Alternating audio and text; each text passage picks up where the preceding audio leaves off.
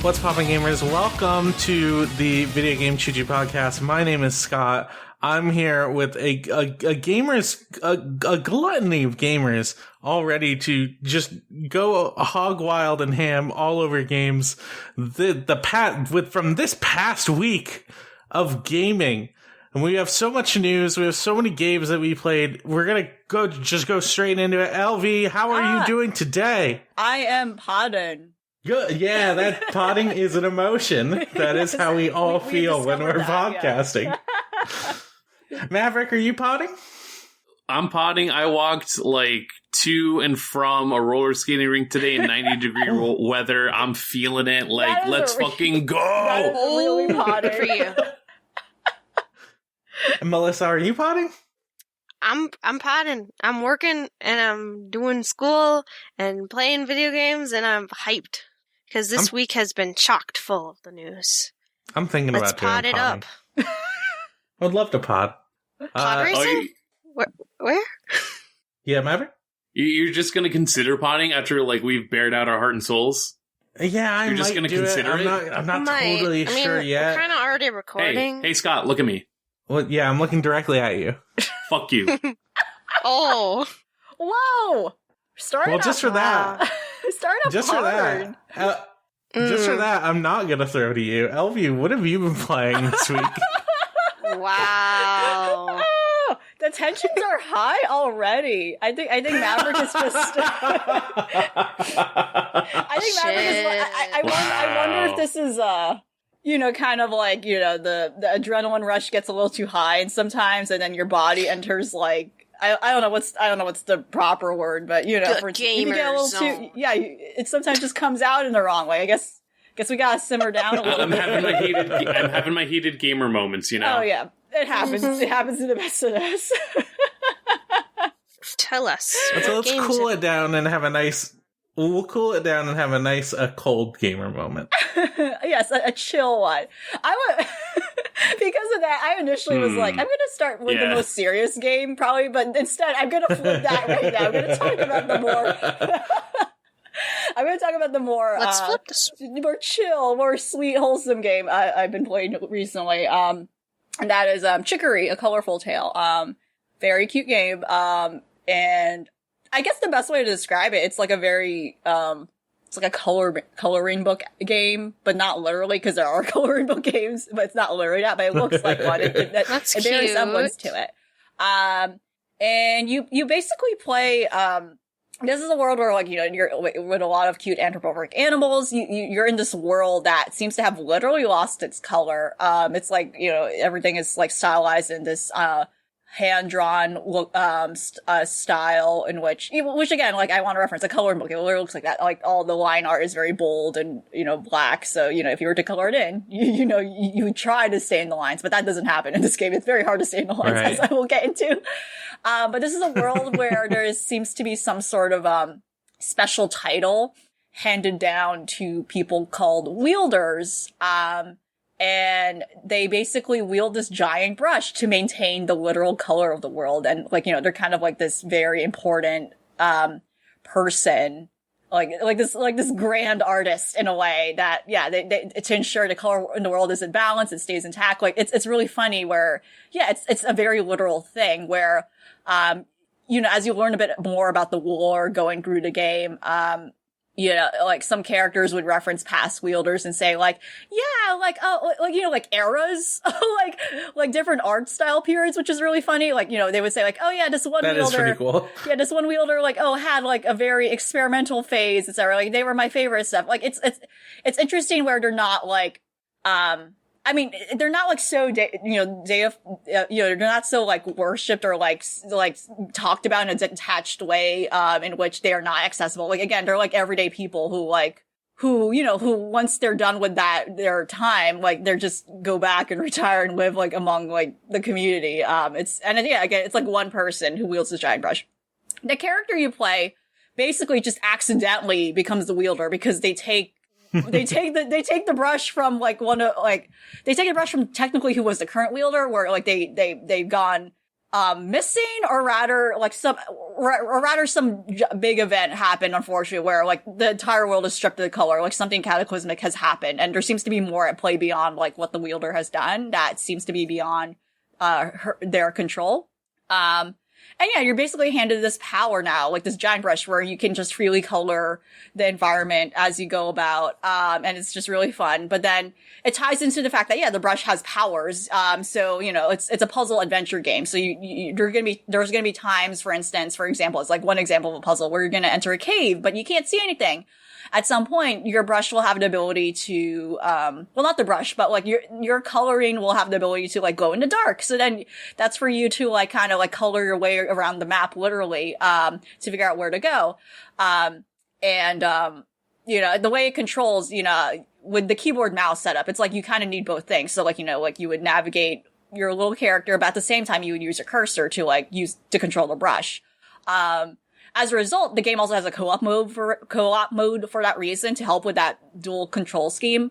And it feels very nice. It doesn't feel like straining. It actually makes sense. And I'm speaking about this like as a right-handed person, so that's just to keep in mind. But like the layout of like how you control between the brush and you just moving your character around, like is it feels very comfortable to me. And yeah, like another puzzle, for instance, would be like, if you have to like climb a certain platform or whatever, you kind of have to time your brush to move at a certain point, or like to time it to like click on something to like trigger like a mechanism or something, and yeah, stuff like that. Like it's less about like, oh, you need specific colors to do like no. In fact, like actually, like as you go through the map, the color palette kind of just changes randomly. It's not really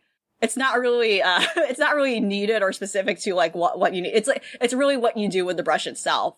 You know, there are moments where like NPCs would ask you like, oh, that's such a shame my house lost its color. It'd be nice if someone colored my house. And yeah, you can do that. like there are like tiny optional cute moments like that you can just ignore. Yeah. I'm watching gameplay of it, and it's very much like a top-down Zelda-ish style thing where you're playing like a main character who is going through an adventure, but at the same time you can just freeform draw wherever you want. Yeah, and that's exactly. like really cool. Yeah, and it stays on the map, so it's impressive too how the game runs, where like it just saves and it like leaves your mark. But yeah, you can erase stuff. That doesn't mean you erase characters. Like, you know, like thankfully not. But like, no, like you're just literally erasing the colors and stuff. Like it's, again, an erasable coloring book. Yeah, and then there's like funny moments again, like where a lot of stuff is just purely cosmetic and again, doesn't really have anything to do with the progress in terms of like impeding or like moving you forward. But like stuff like, oh yeah, there's like this shop. We have a new shirt. We need a new design for it. And then you can like, yeah, just draw your own shirt or whatever. And then like, it's fun to see like, oh, now like some NPCs are wearing the shirt you just drew and you can just, right. Like there aren't really items you can collect. Like there's stuff like, yeah, you can get more textures for your brush, like different shapes and preset shapes you can add to your brush. Like, you know, but really, the items you can find are like pretty, again, like purely for collectible reasons. They don't really add to the gameplay or like, you know, but stuff like clothes, and again, totally cosmetic. There's no, and there's no real currency. So what you do is like at some point you can find out you can trade clothes at a shop and then, yeah, just figure that out. But yeah, it's a very sweet game. Again, it's something that has like a lot of freeform aspects to it, but at the same time, there is like a specific goal in mind, but it doesn't really pressure you. You know, it lets you take your time, I would say. But it's very linear in terms of like what the story is, really. What I really like about it is that it's very clear that, in terms of the writing and story aspect, it understands to kind of like the funny stereotypes when it comes to artists, but at the same time destigmatizes that stuff and like kind of like does approach it in a way where it truly does sound like it's coming from experience as well. Like a big, like a big aspect to, the story at play is that, yeah, there seems to be some sort of strange corruption going on that caused all this to happen, but at the same time, there seems to be something going on with your relationship, like as you, the character, the main character, the new wielder by accident, again, not intentional. It was not granted to you, and the current wielder and why they seem to be so detached from, trying to help fix things and instead like pushing that on you to do it instead. And meanwhile, of course, there's like other there's other forces who are like, no, this isn't fair. Like, why did this kid become the new wielder? Like, that was not, this was not processed properly. Like, this just happened by, like, random chance. And to say this up front, because it does happen, like, in the beginning of the game, like, I would say in the first couple of hours of the game, it does open up to the fact that, like, oh, the real technical wielder, unfortunately, is depressed. And it actually has a very poignant, like, conversation around that and, like, talking about, like, creative burnout. And I don't know, I've never really seen anything actually talk about that, because that's, like, in its own distinct thing. Like, creative burnout and imposter syndrome. And it does it in a very, like, very sweet, like, but frank way. Like, and, and how your character reacts to that, like, is very, I think it's very natural in terms of, like, them not really understanding, like, what the deal is, but, like, oh, okay, you're going through this, but but otherwise in your place, I'll take on the responsibility of being the wielder and, like, try to fix everything because you're not in a good place right now and stuff like that. And it's a very nice relationship between basically what is, like, a mentor character who's, like, struggling, but at the same, but then at the same time, you're, like, the student. And yeah, it's like a very interesting, serious thing, like, not even hiding itself, like, in this otherwise very cute world. And, which I think is very important, which is basically a game that's, like, a love letter to, like, artists and, like, the love of art, and I think that's super important and very nice that, like, is a big integral part of the narrative, like, it's not just a game where it's like, oh, wow, all these cute, quirky characters, if you look at it, it's like, it's one of those, it's like, oh, cute, indie game with quirky characters. Like, no, there's actually, more to that. It actually does, like, unpack some interesting things, I think. But yeah, it really stood out to me as, like, a wonderful game from this year. In a year where they're like, so, like, I don't know if games are coming out, like, what's it, but this is like, oh, this is a solid one, I would think, of this year that really stuck out to me and will stay with me. This looks really neat. Yeah. I'm pretty interested in playing this. I'm looking at it, and it's got, like, a pretty good indie pedigree. Like, there's, like, the sound designer, one of the sound designers from Night in the Woods is on this. Lena Raine does the soundtrack, and the devs also worked on Wander Song. Yes, which was also a wonderful, like, one. Yeah. Similar thematically, except way more about music than painting. So it's interesting that they're going in these directions. Like, what genre of art are they going to do next? Like, we'll see. Yeah, another very interesting thing, like, I just worth pointing out, like, it was also clear, like, this game was tested. I was like, this game was tested by real people. This is like, I've never seen any other game do this, but, like, you can drag the dialogue boxes if it's, like, in the way of something, like, in the middle of, like, dialogue. Like, I was like, what? I, like, did it by accident. I was like, wow, okay. Yeah, there's a very, like, you probably want to read the dialogue, but at the same time, maybe doodle around in the background. Yeah, exactly. very like, made for that, like, that kind of fidgety behavior, which is, really good. That doesn't seem like a kind of thing games, like, let you do very often. Yeah, very much it's like a toolbox sort of game. Yeah, because, of course, and again, of course, worth mentioning, but I probably don't need to, but yeah, this game has, like, an in-game camera, so yeah, that could also serve the purpose beyond just, like, oh, the dial box is an awkward, like, no, or yeah, someone just wants to do the perfect screenshot, right. Which, again, is also useful because, right, there are moments where, like, a lot of puzzles depend on, like, visual, like, hints or, like, very visual solutions where you have to draw something in a certain pattern. So the in-game camera helps, where if you saw a hint, like, in another part of the map, and you're like, oh, I don't know, you actually can access the gallery, like, in-game. So it does actually have a utility purpose beyond, right. I just want to take screenshots of this game, which does have a lot of strange filters. So it's really well thought out, and yeah, I like it. This does say the creators also worked on Celeste, which, like, yeah, if you're talking about accessibility, like, those people really understand how to make that kind of stuff work. Yeah, for sure. Awesome. I've also been playing a relatively new game. Like, this came out just, like, earlier this week, and I've heard a lot of good things about Chicory. But I just tried out a new game, which y'all get to, before the pod, hear me talk about a little, which only came out, like, in the last few days. But it's the AEW General Manager video game, which is like, I don't understand why this game exists. like I really don't understand what it's like, who it's for. Because people who like wrestling and want to pretend they're the manager?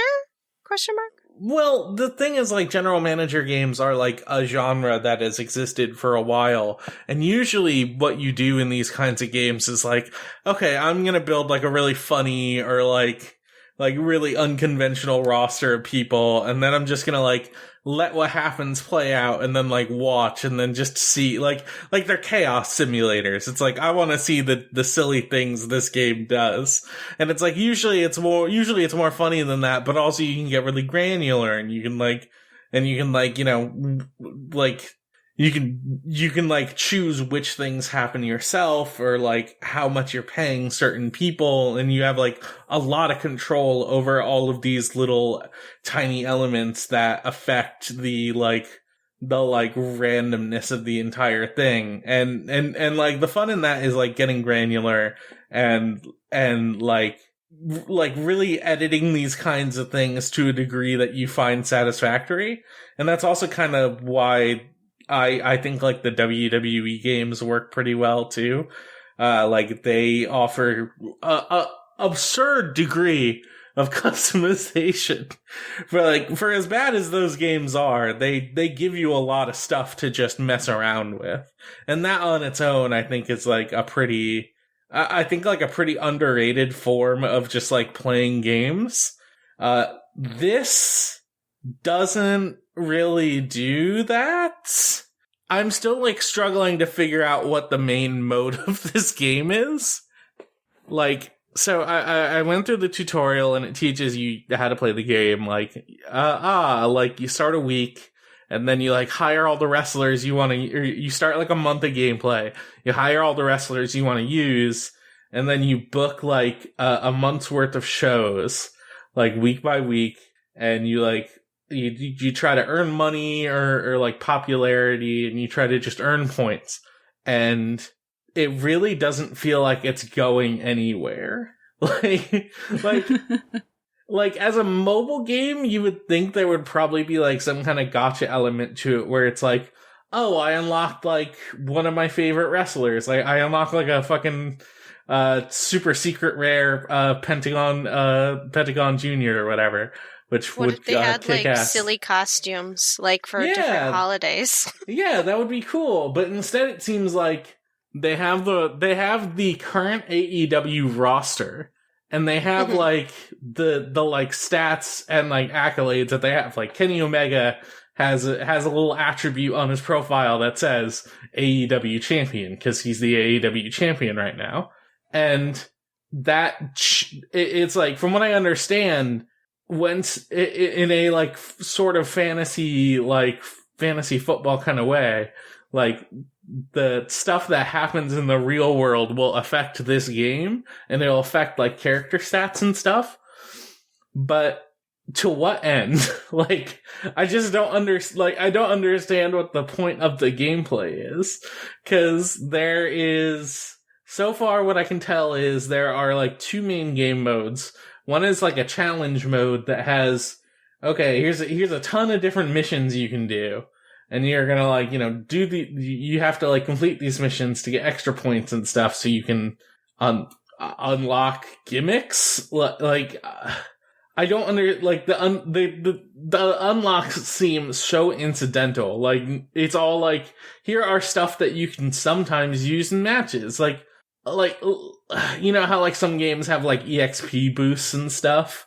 It's sort of that, except all of them are like, here's an item, you know, like an actual physical item, which is based off like a thing people would use in wrestling. Like, here's a steel chair, or like, here's a table. And that seems to be like the actual thing you're collecting, which you can spend real money on for some reason. You can also do that for emojis. But other than a challenge mode that just has like single player missions, the main mode seems to be an online mode where you're like playing against other people. And all it is you go into a lobby with one other person. The game immediately crashed as soon as I connected to someone. Very good sign. It gives you like a random like small pool of wrestlers you can pick from. Did not have any of the people I wanted to use because, you know, it just doesn't want me to play with Chuck Taylor exclusively for some reason. I don't know why. But like, you know, I just picked wrestlers. I like put them in matches against each other, and like the other guy on the other end did it too, and it just feels really mindless. So when you book a show and you start the show, it'll show you the matches themselves happening, and the matches are between these like. I think they're like pretty relatively nice looking, but they're very simple like designs of all the wrestlers, and all of them only have like 2 frames of animation. Like they have like a standing frame and like a frame where they're like running at you, and then it'll just it's the kind of thing where it's like playing with stick figures, you know. It's like they like the game will like pick up these little characters and just like smash them at each other, and it looks holding so action silly. figures. Yeah. Yes, and it crashing looks them when so you're a kid. like Maybe it that's doesn't the look point. good. Like it is the point because they want to do it modularly, like to make it easy to add people or update people. Yeah, to just rig them to a specific animation rig. Yep. Yeah, but it just doesn't like look good. Right. Like, it doesn't look good, and it's not engaging in the slightest. It sounds like this has no story. That's the thing. There's no. It doesn't. Yeah, it's just here are these modes, but then there's like no goals attached to them. There's 2 modes. There's just 2 modes. There's the tutorial, a missions mode, and then multiplayer. But then there's the multiplayer was really boring, and I hated doing it. It also sounded like it took way too long to like. It kept loading really badly. Yeah. Because all that happened was like, okay, I don't really care much for any of the pools, like this pool of characters I'm picking from. Also, during the game that I had with someone, the scroll to scroll through all the available wrestlers broke, and I could only see the wrestlers that were at the very bottom of the list. And I just couldn't scroll up to see who was available. So it's like, I just kept booking 6-person matches between, FTR, Chris Jericho, Lee Johnson, and Matt Hardy. You know, yeah, that sounds great. Sure, why not? And then, I would also just have Abaddon versus Hikaru Shida, every single week, because I couldn't get any other women wrestlers. And I just kept booking the same matches over and over again. If I had any items to give to people, I'd give it to them. And then I eventually beat this other person I was supposedly playing against. And then when it got to the end, because I think I beat him because all of my numbers were higher than theirs. And then it got to the end where it was confirming results. There was a little bar that a little loading bar that ticked down. And then it got to the very end and it still said calculating results. And then nothing happened. So, I don't know if I actually earned anything from having this one random match with this person, but it was just dreadfully boring. The game doesn't have any kind of elements to make it to make booking a match between people interesting. There's a real impermanence to buying buying a character and then booking them, because you buy a character and then you can only use them. It's sort of like how in a MOBA or something, you buy an item and then you use that item through that game. It's sort of that long-term planning, except instead of buying the 6 Sword of Ultimate Killing, you're buying Chris Jericho or Hangman Adam Page or whatever. And then hopefully you get a couple good matches out of them. I guess. Because you're not going to make enough money to buy more people before the game is over. It just doesn't really make any sense. Like, I don't understand who this game is for. It's about as perplexing to me as the, like, casino game they put out before this, which was just like one of those, like, shitty casino, like, mobile games, except it was slightly reskinned to sort of include AEW wrestlers, but not really. It's like unbelievably bad. Like, I don't understand who they're aiming these games at. Has there been any other, like, AEW games beyond these? They're working on, like, an actual, like, real console game that's supposed to be similar to, like, the Aki games or, like, No Mercy or stuff. And it's like... Oh, okay. It's like, it looks promising. They showed, like, a tiny clip of gameplay, because it's clearly still really early in development. And they were using animations that were clearly from the WWE game. Oh, no. And it's like, and I was like, watching this and I was like kind of shocked. It's like, this is just straight up the same animation. And then I, like, I realized, oh wait, the people who are working on this are Ukes. Of course they still have those animations. So hopefully they replace those. I would hate to see, like, that game come out and then there's just, like, a weird litigious thing behind animations. Who knows? Who knows what that looks like? Anyways, Maverick. Yes. What are you gaming on? Well, I let Chicory and the very brave... Oh my god, that AEW game sounds like some crock of shit, let me tell you. But, it's free. Anyone can try it out themselves. Love free gaming. Love free gaming. I've let those try and subside that initial gamer rage I had, but revenge is still on my mind, and I still need to kill the shepherd of the world in Tales of Berseria. I've been continuing to play on Berseria, and I'm about 50 hours in now. There's definitely been some... there's been shift towards, getting more towards, plot relevant changes.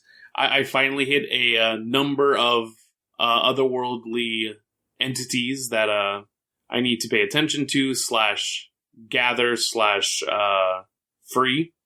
And so that's sort of been, like, the main quest line, and having a bit more time on it, I definitely noticed some things that really differ from, like, prior experiences with Tales games, and also differ from just, like, what I would say is normal for my own experience with JRPGs. One of the immediate ones is the way that the equipment system works. So, like, every character has their own set of, like, weapons that you can just weapons you can equip. There are, like, lines of armor and accessories that can be character specific or divvied up based on, like, gender in this case. And the thing that's very glaring in this game is the fact that a lot of armor you just collect from enemies and it just stays in your inventory. And part of that is to just try and work with the crafting system that's also apparent in the game. So you can enhance armor and weapons, you can disassemble any extras that you have to get more materials, you can do a lot to try and just do more in terms of having a loadout that works with you, but I don't think it works all that great. It's there and it's available and you can definitely make use of it, but at the same time I feel that it's never been an apparent change in how I actually go about the game, where even at, like, the simplest turn-based games that I've played in the past, the common route is you stay in an area, you buy that area's strongest armor, you use that armor up until you have to go to the next area, and then you just repeat that process until you find the ultimate armor and the ultimate weapon. Here, it's trying to say, like, let's try and mix things up. If you're going to be facing enemies like the poison people, maybe bring in that anti-poison armor, especially because it might have 2 random quirks that allow you to just have more skills and whatnot set for the character that you're playing as. And I appreciate the thought. I like the idea of being able to go back to being able to cycle through weapons, being able to cycle through armor, and just actually have a lot of that material available. But at the same time, I feel that it hasn't been something I've really been making the most use out of, and that's unfortunate. The other big change in terms of just like what I anticipate out of Berseria is that I feel like I've only actually hit like 3 big subquests in the game. Like, I'm 50 hours in, and I'm still mainly going through the main, like, primary narrative. And I honestly couldn't tell you how much more there is left. On one part, a good thing that, like, you know, for how many hours I am in, it doesn't feel old yet. It doesn't feel like I've just been, like, slogging along for the sake of going through the actual story. But then at the same time, it never felt like there was never any immediate detours that I had to go through. Like, they would pop up and be available, but at the same time, it really is just relegated to like, oh, hey, here's like a enemy rush that you could like take care of over in this part of the map. And then maybe if I find like a quote unquote subquest, it's more just like talk to this NPC and get like fun dialogue between the characters. And I don't mind that. Like I said in the last time that I had mentioned anything about Berseria, the characters are good, very fun found family that we have here, and just great. The more chances I get to just see them be total dipshits, the better. It's a very personable cast. The most recent subquests that I've been going through is just every now and then in a new town, the shitty magician Magilu will try and persuade the local innkeeper to let them host a show and do like a comedy routine. And so far they've just been cycling through every character and why they suck at comedy. And it's been very fun to just be like, oh, why would Velvet have like stage fright in the middle of just being like this stone cold killer? Like, why does Laphicet not understand how to actually deliver a joke because he's too sweet and pure? And most recently, a really good bit where the former, like a church member of the group, Eleanor, trying to be like, I really want to make this comedy routine work. I think we can really get something going. And they try and do some comedy. They try and do an improv bit, and Magilu mentions like burning her house down or something, like just as part of the bit. And Eleanor just stops dead in her tracks and goes, arson is wrong. That's a crime. And I don't want to endorse that kind of a crime. Yeah, I'm sorry to everybody in the audience, but, this isn't me. This isn't who I want to be. And I think we're just going to stop here. It is very... for any kind of, like, other game, I would definitely feel a bit hesitant to have sort of, like, this lack of additional content in terms of, like, oh, will this thing let me get an item, or will this thing let me get, like, extra material that I can use for the things that I do? But I appreciate that this is a game that really is reliant on and makes good use of its character writing, and has really been able to just still stay afloat because of the fact that I like to know more about the characters. And every time that I've been able to get a session in, it's really just been, let me get through this next portion of gameplay, because I want to just keep knowing more, and I want to continue to just keep that up. So maybe the next time that I talk about it, I'll finish it. Again, like 50 hours in, and the fact that I still don't know if I'm like halfway through, if I'm like 75% of the way through, it is an interesting way to be like unsure about how much is left after I have already spent like 100+ hours in like Trails of Cold Steel. JRPGs be like that. It's kind of why I miss. They suck you in. It's kind of why I miss when Final Fantasy games had to be on like multiple discs, because it's like at least I'd know if I'm on disc 3. Yeah, I'm coming towards the end, Yeah. God. Melissa, speaking of a Final Fantasy, what's going on with Final Fantasy 14? Oh, so I think it was last weekend. Final Fantasy 14 had a 14 hour live stream event where they did some Q&A and they talked about some Endwalker stuff. They showed off all of the new armor that you can get at 90 for all the classes, which look really dope. And then they released a benchmark, which you can download on your PC, and you can put in your character, or you can actually use it to create one of the male Vieira, and it'll put it in the little trailer, and you can just watch your little new male Vieira or your own character that you have right now, just like kind of hanging out with all the other characters, and it shows a bunch of other player characters in the new gear, and it'll show how well or not so well your computer can handle it, and there'll be like a little score in the corner, and then at the end it'll show very high and give you your little score, and then you'll be in the middle with all the other characters in like little cute outfits. And yeah, I thought it was a nice treat. I mean, you can't really play anything, you just kind of watch the cutscenes. I mean, it's a graphical benchmark to make sure. It sounds like it's doing exactly what it's supposed to do. Right. So I played around with it, and people have been making their own little bunny boys for that, and looks to be pretty great. And my friends and I are like, "Hey, you gonna participate in Bunny Boy Winter?" I'm like, probably. I kind of have to do the whole story as my actual character first, and then I'll maybe become a bunny boy for a couple months, and then I'll come back. But it's just for shits and giggles. I'll probably just be a bunny boy and then be like, yeah, I miss my cat girl. I'm gonna go back. But there's always the option to go back because I have some extra Fantasia in my retainer. Yeah, so that's been fun, and I've been streaming some Final Fantasy 14 a couple times a week, and I was doing some Savage mode with my FC. I finally got my Dancer Relic, which is great.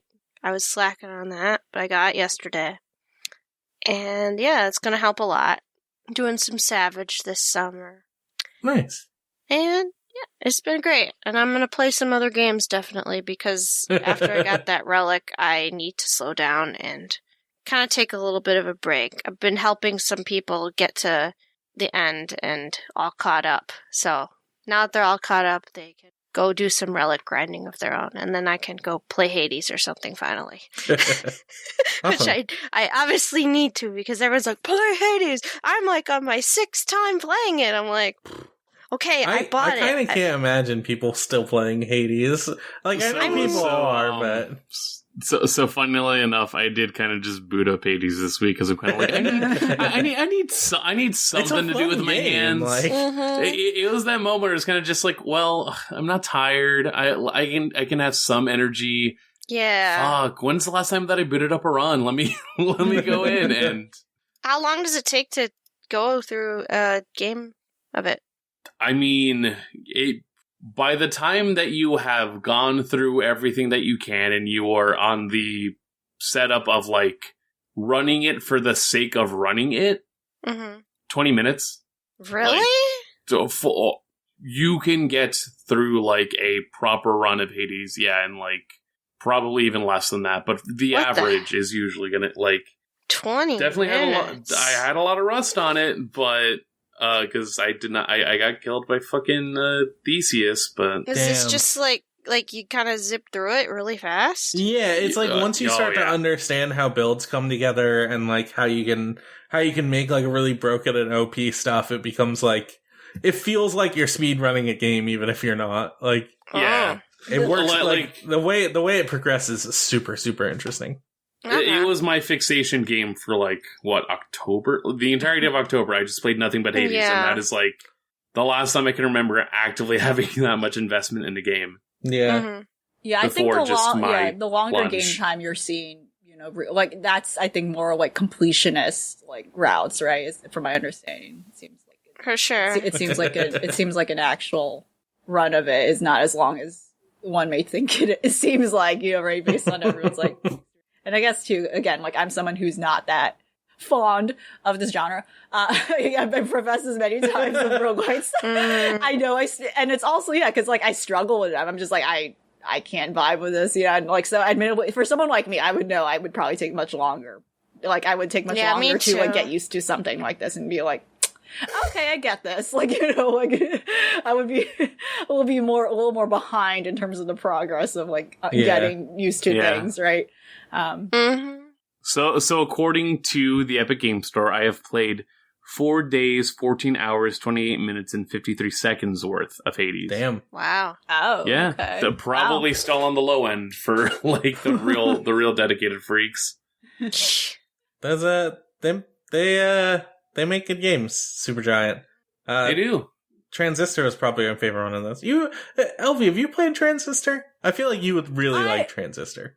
I've definitely tried it. I just never got for it. I was just like, I feel like you would really like it, like specifically, and once you like get into it and like get into like the weird turn-based stuff. It's like, I am sure one day if I ever revisit their older stuff, I might have a different perspective. But today is not today. Well, you're not playing Transistor, but what else are you playing? Okay, I'm not playing Transistor, certainly not. Of all things, I am playing not playing, I have played, because it's a brief game. I have played a typing game, and like, okay, so the first thing that might come to your mind is like, why are you playing an edutainment game? That's not actually, what I was... Mavis speak in time, let's go. Leapfrog, no, it's, Inkslinger, and this is something that actually came out a little earlier, near like around spring. I think the spring quarter of like our 2021. And yeah, but it is a typing game, but not like a learning typing game. And it's just a typing game because that's how you play the game. Right. You're not learning to type. It's a very brief game set in like the Romantic period. I would say like the late 18th century, right? Like in a very ambiguous, like fictionalized setting. It's very vague and ambiguous in a lot of ways, as I will get into, but it calls itself romance punk. I feel like I've heard that word a couple of times as of recent, especially in role-playing games, which again, I think it's like referencing specifically, like post-Enlightenment, like 18th century aesthetics, that sort of period, that time of like very, very high philosophical fervor, etc. Like that is the time period where a lot of ism words came from that we use today. I would say that's the most simplest way to say. It was such a high time of like where a lot of political theory has evolved from. But yeah, you're basically a typist, a wordsmith, I would say, working. Literally what the title is, you're called the Inkslinger. You're never called by name, really. Which is quite a word, right? It's like totally made up, but it's pretty badass. It's very weird because I'm watching the trailers for this, and it's like it really is specifically going for like a very romantic period, like Jane Austen style thing, and it's like, oh, by the way, your name is Your name is Inkslinger, and people are calling you Inkslinger, and it feels so out of place. Right. It's very strange. So I guess it calls itself romance thing because, right, it's clearly not period accurate. It's not trying to be. It's very strange and surreal in a lot of ways, and I think that's why it calls itself a romance punk. Because, or at least that's what the developers call it, because it's a very strange, fantastical, fictionalized take on what that period and style is. And I think that's what it means in the punk aspect. It's like a weird, reactionary, project to it. And yeah, you basically work for like a ghost writing agency. That's what the gist is. Like if one is familiar with the anime, Violet Evergarden, it's that similar premise in which, you work for this like agency that writes letters for other people because other people are like, I can't write, or I'm not literate, or like, it boils down to like a deeper issue when it comes to like, I don't know how to, write something with nuance or like convey something in a very specific way that I know I probably can't write. So then they go to this like agency to like, commission one of the writers, like you, the Inkslinger, there you go, to write a letter for them. Like one of the first clients you have is this mom trying to write a letter to her son, and like, you know, she's like at a weird like tightrope over like, you know, like cutting off communication with him because like he fucked up somehow or did something, and then like you have to like follow her instruction in terms of like, you know, do you want her to sound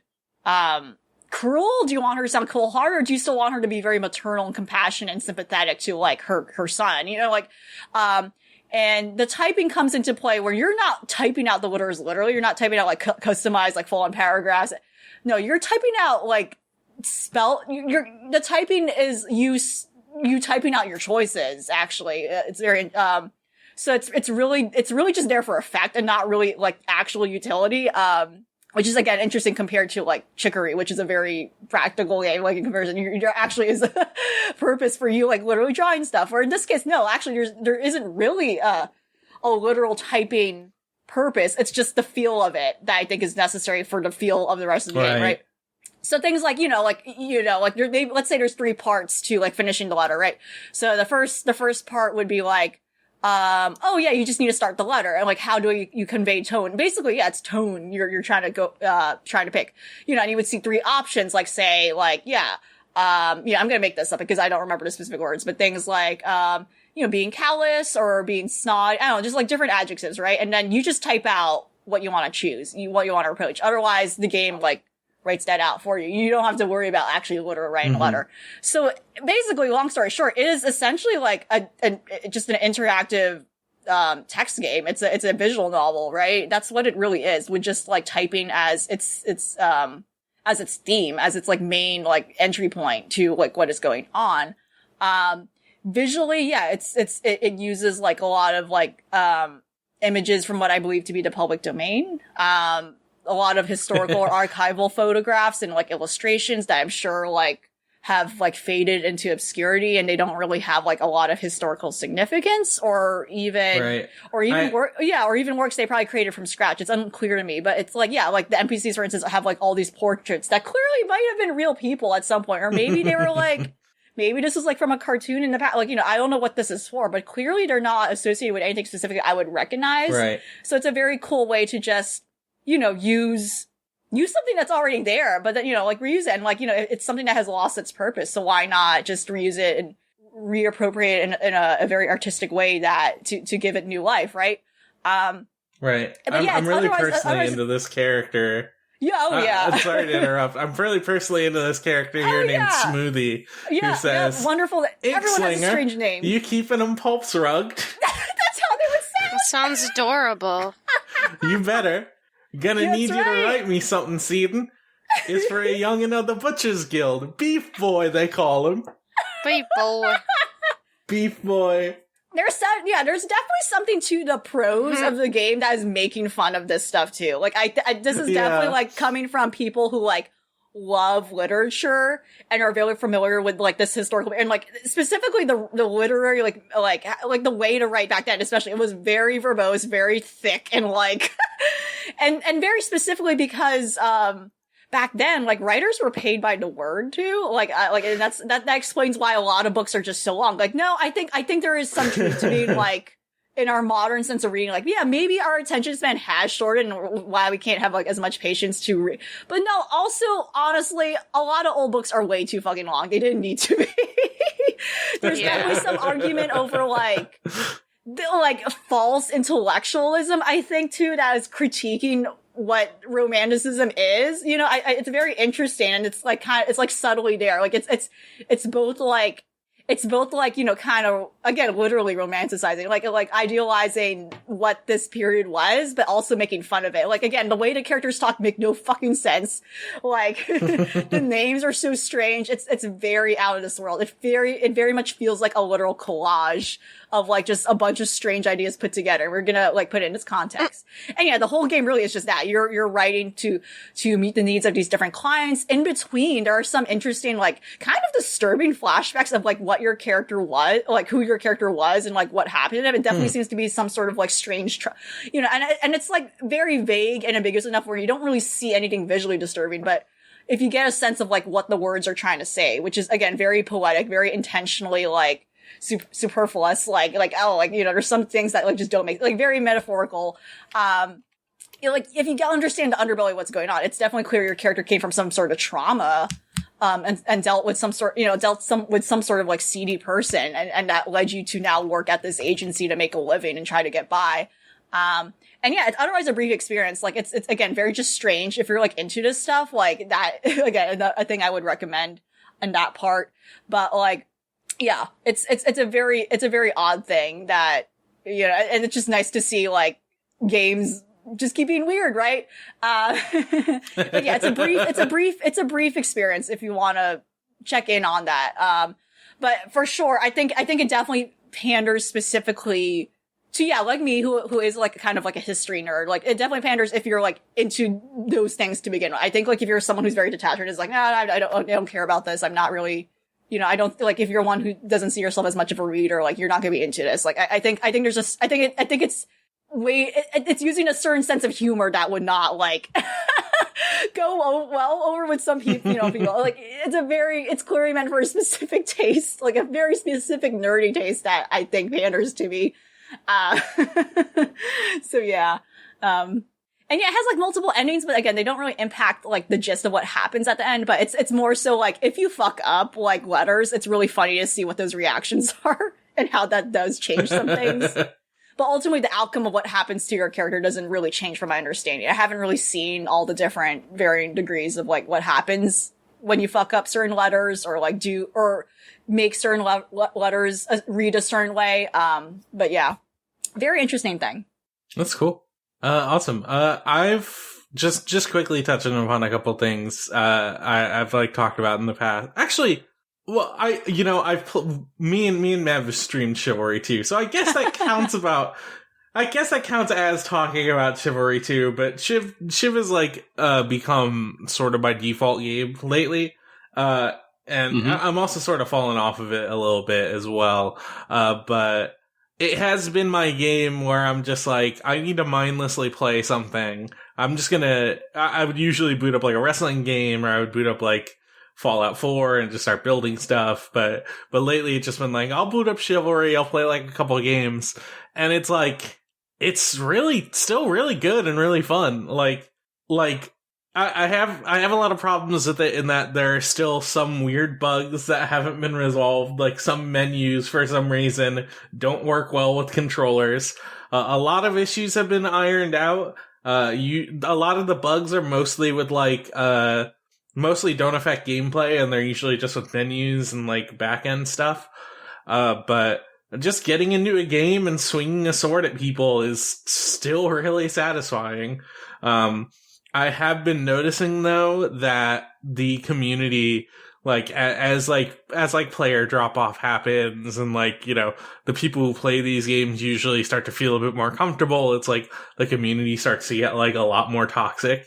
And I'll say like this compared to something like Mordhau, is like a little better, cause I've definitely noticed anytime someone like starts like dropping a slur or whatever, like people just be like, are you 12 years old or something? Like, people will immediately like fire back at them, or just like, point out how to report people. And it's like, oh, that's nice. Like, at least people are trying to self-police this community. Like, so there aren't like tons of crappy people, but it's still like, I'll get into a game and like, the text chat is just nothing but like people complaining about archers, which is very silly, because it's like, if you see an archer, you can run up to them and hit them with a sword. Like, they're very easy to hit with swords. They're easier than most people to hit with swords. But instead, what happens is they'll get killed by an archer, and they'll go, fucking archers. And this happens over and over again. And it's like, guys, how do you never learn? It's their fault for being an archer. I will say that it's their fault for not knowing how to kill archers. Listen, I've seen you be an archer, and I have seen you like work your wonders with a short sword. Yeah, well, that's the thing is, like, I know how to defend myself when I'm playing Archer. I personally really love playing Archer. I genuinely just get in there and feel like medieval John Wick, just like constantly. It's just like shooting arrows at people over and over again, and then as soon as like a giant knight with a huge sword runs at me, I pull out my like little freaking like Robin Hood short sword or whatever, and then I just completely own them. And it's like, yeah, this is good stuff. Most of the time what happens is, because I'm a tiny archer that has no armor, a knight will be able to run up to me and hit me. If more than one knight runs up to me and hits me, that's not good. That's not gonna end well for me. But most of the time I know how to handle myself in a one-on-one situation and I can come out on top. And that's just like, just being able to cultivate those skills with the class that is like the weakest and requires the most amount of skill and also like makes other players the most annoyed is very fun. But like, you know, I also get in there and I'll, my personal favorite right now is playing as a vanguard and using a greatsword. Because the good thing about the greatsword is it's really long, and the good thing about a really long sword is that it can hit a lot of people. So, like, you swing it and you turn your camera at the same time, especially when you're just in a group of people, and it just hits all of them. It's like, it's just like, you just see the point score for hitting someone pop up over and over and over again. And it's just so satisfying. It's not a good idea to run up to 5 people and hit them with a big sword. Like, you're usually gonna die when that happens. But it feels great.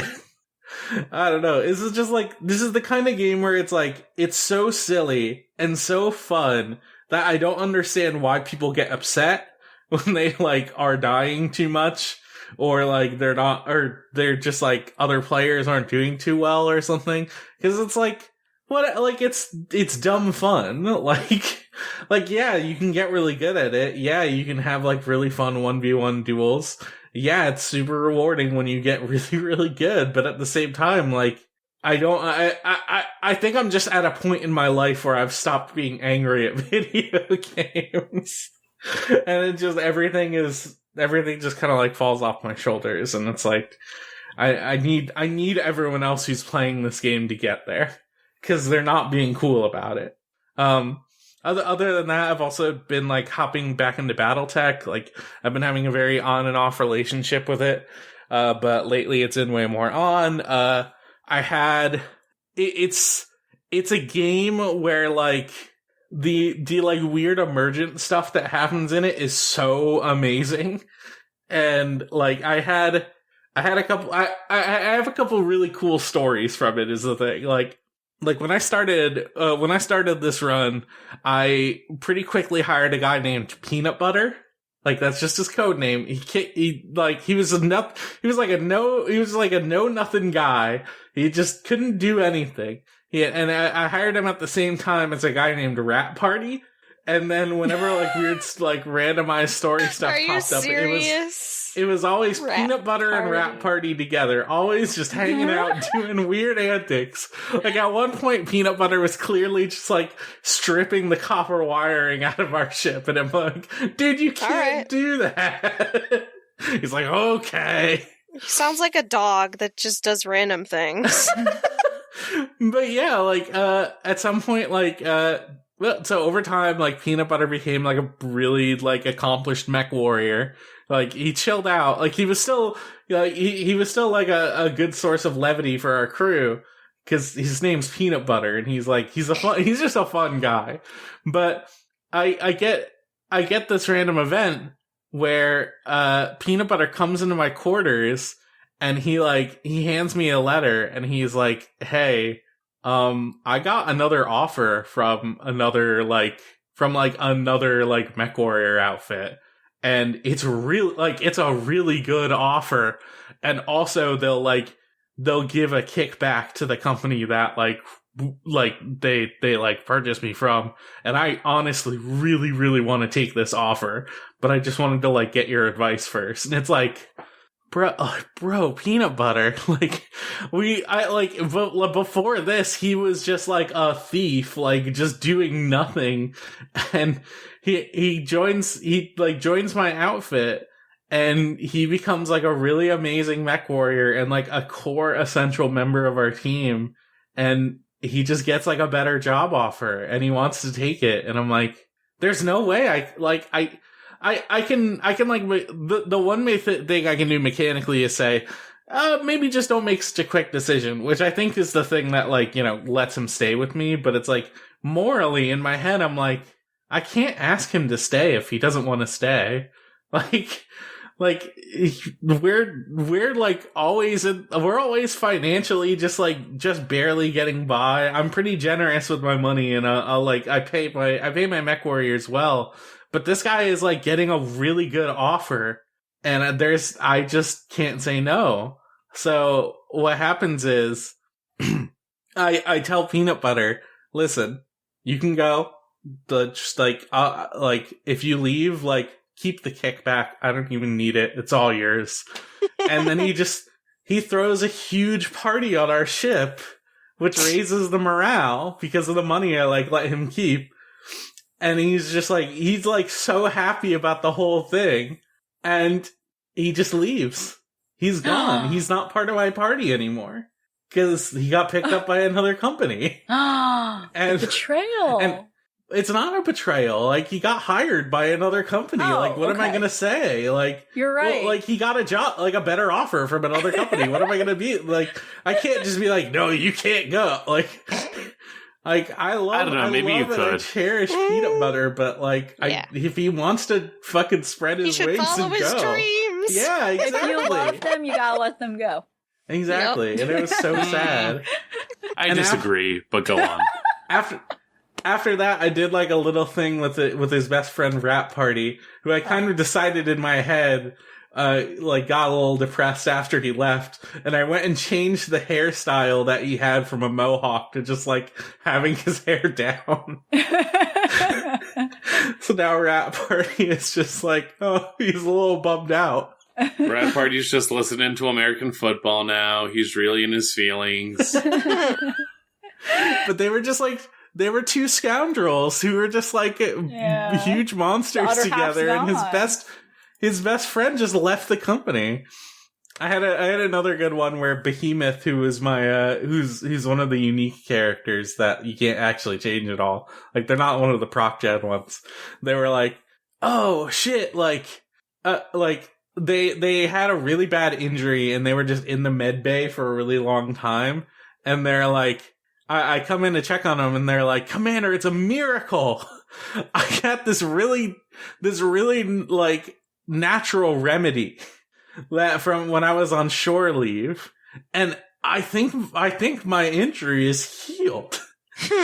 And then like the med techs who are working on it are like, yeah, this appears to have like she had a hairline fracture and it regenerated in record time. It's like really fucking astounding. And the options I have for this are like, I can either authorize Behemoth's release from the med bay. I can like order Behemoth to like stay and complete her treatment. But the thing I picked was I ordered the med techs to analyze Behemoth's natural remedy, which turns out was nothing but baking soda and granulated sugar. And that any like benefit she got from it was just purely a placebo effect. This tastes delicious. I feel amazing. And she the good news is she recovered from her injury because apparently it wasn't as bad as they thought it was. So she was able to get discharged. But then she gained the tag low spirits for 14 days because she bought 15 cases of them. And she spent all of her money. It's like, what did you do in Behemoth? Oh my god, I just keep having all of these like really amazing like things happening with them. I had a really cool thing with Behemoth specifically. I'll make it quick because we gotta move on. But like I had a really cool so one thing this game has done over time is like it's added more mission types from the DLC and like rolled them into the like proc gen missions from the story. And it's like you can tell which ones are like are like original missions, because it's like, go here and destroy this enemy lance. And then like the new ones will show up and it's like, okay, you can only select one character, and then this character goes out, and I had Behemoth go out there in like one of my best mechs, and the mission that she had to do is a training mission where she trained like 3 like complete newbie mech warriors who all had like really tiny mechs, and we were supposed to go to this completely deserted area for some training exercises. And then as soon as we get to the base, for some reason the turrets are online. That's not good. And then as soon as we start taking out the turrets, a complete lance of mech warriors comes up behind us and is like just immediately opening fire. And Behemoth, who is the only character who is at all like able to maybe take these guys on, becomes like the sole commander of this like tiny group of little like children who can barely shoot. Like they're shooting like little like pea shooters at these guys. So like it really felt like I had to like command around Behemoth, and I was using these 3 little noob characters to essentially make sure they were getting the fire like drawn on them, so I could get Behemoth behind the other enemies, so I could actually do like real substantial damage. And then by the end, like all 3 of the little new guys, like they all like their mechs all just got like obliterated. It says they all died in action, but one of them but apparently they all like talked like at the end of the mission. So they're fine. In my head, they're hypothetically fine. I don't have anything to do with them anymore. So they're not my problem. But by the end of that mission, like Behemoth was 2v1ing 2 mechs who were like equal to her size and winning. And like she managed to absolutely take out this lance on her own. And then by the end, she has enough experience for another experience point, and I just put it into guts, because what she did was fucking gutsy. I'm like, I love that this game just lets you do this stuff. It's so fun. I highly encourage people to check out BattleTech, like, especially now that they've had like a lot more content rolled into it. Yeah, we got like a few other games to talk about. LV, what's going on with the Neurocracy? Okay, so Neurocracy is interesting. I think it's one of those things where you end up, coming into question again the challenge of like, how does one define a game, or rather like what our expectations of a game is. I'm sure tons of us who were bored in a computer lab are familiar, like in school or something, or I don't know, if you were bored with friends or something, you're in front of computers, you might be familiar with something like the Wikipedia game where, you come up with a word or a person, and right. Because in your middle school years, you were likely an edgelord, so you were going to come up with a controversial person. And you're like, oh yeah, okay. Someone will win if they get, depending on how many like links they have to click, to get to that article, that page for that person or topic, and like less amount of clicks. The Wikipedia game. I'm sure everyone has, I don't know about everyone, but I'm sure most people would be familiar about what I'm talking about. Like there's like a Wikipedia game. Yeah. Mm-hmm. Yeah. Like a 6 degrees of separation kind of thing. Yeah, essentially, but through clicking, navigating Wikipedia. And Neurocracy is kind of that. So Neurocracy is interesting.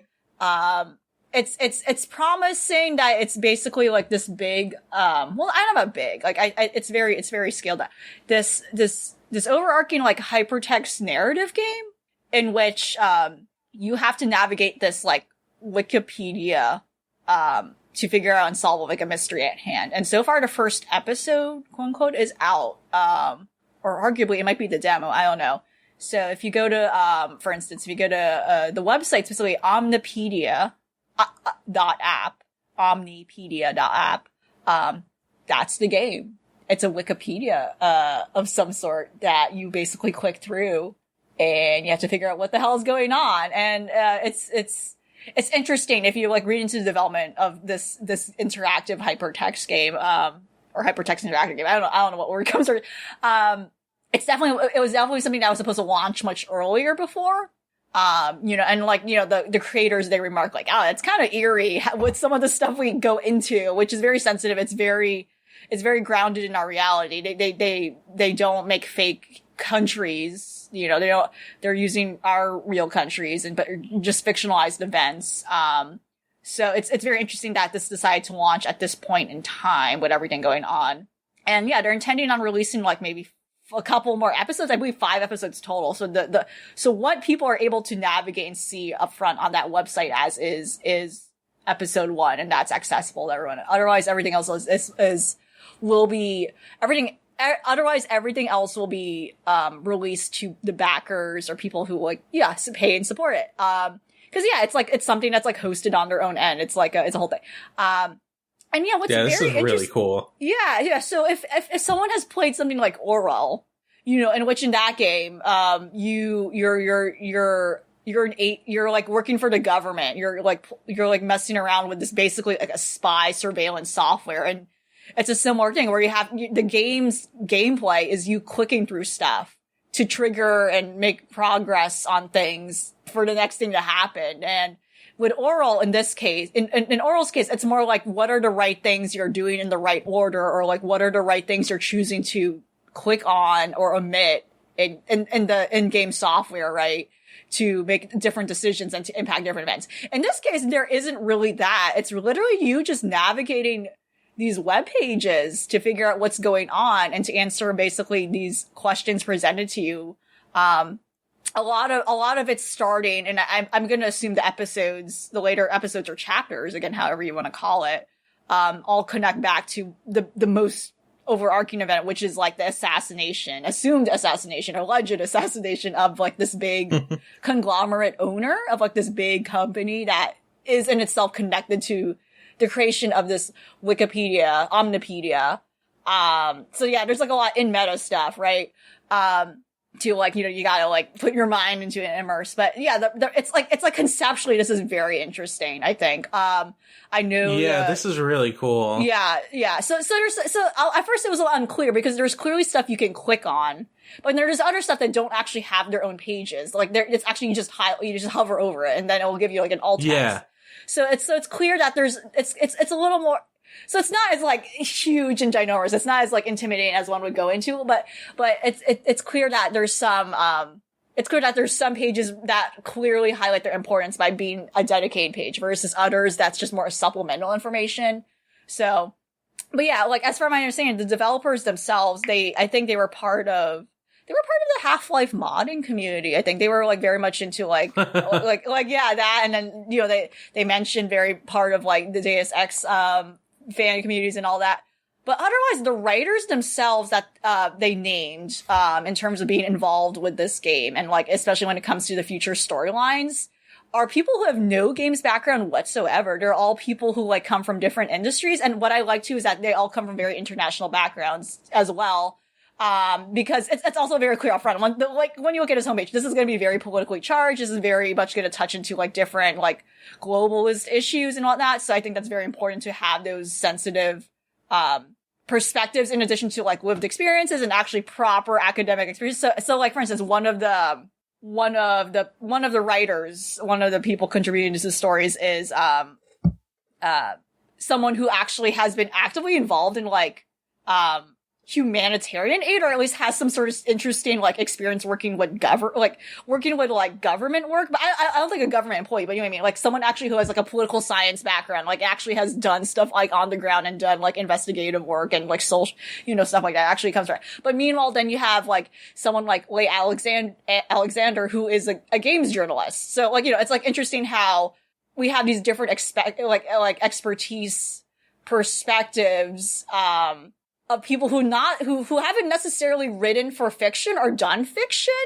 I think but actually from real life. Yeah, I believe you're correct. Yeah, you're right. So I'm probably like generalizing, but in general, like, a lot of people they have on board, like that have been named so far, like people who literally come from like, hardcore political science, like backgrounds, and yeah, that's very important to have that for something like this. And, I'm very curious as to where this will go forward. I think like inherently this is just a cool thing to bring up, and like because conceptually it's very cool. And if anything, I think this is like just for me to like segue a little bit, like for games to handle like stuff like this, you know, like yeah, we have had that whole issue when it comes to talking about like politics being in games, especially the issue of like military, you know, games with the military and war, you know, like what it, like, you know, like is there you know, should they still be making games like this? Like how do we balance to not like glorifying stuff like that, especially games taking place in war, especially real wars, historical wars. I think it's great that something like this is outright upfront by showing, hey, we actually have people here who have like not expertise and background like with stuff like this, you know, that's just something I want to see more, you know, like it's very clear that like we actually have people like with lived experiences and proper academic like backup to support like the sensitive stuff they're handling here. And I think that's the problem when we see stuff like, you know, the Call of Duties and the 6 Days of Fallujah, you know, like all of those don't have people like that in those games, or rather they don't even have people they bother consulting when making stuff like that. It's like, it's clearly coming from like a very narrow perspective, like, yeah, like people love, you know, like, you know, just again, like very stereotypical, like romanticizing that stuff. And like, you know, it's not sensitive at all to those concerns. And I think in general too, this is just like a good, the project behind Neurocracy is just very much like a good thing to consider when like, hey, in general, you should be like always seeking different sources no matter what sort of story, you know, you're trying to tell, whether or not is serious, or, you know, even if it's something lighthearted, like, oh, if there's something that like tackles something like us, you know, like representing a certain character in a proper way, like that's important to reach out and like research for like actual, so yeah, I don't know. It's just very impressive. Like I think about stuff like Disco Elysium, for instance. Like, you know, that's a game that was made by people who were not necessarily attached to games. You know, or people who don't really have.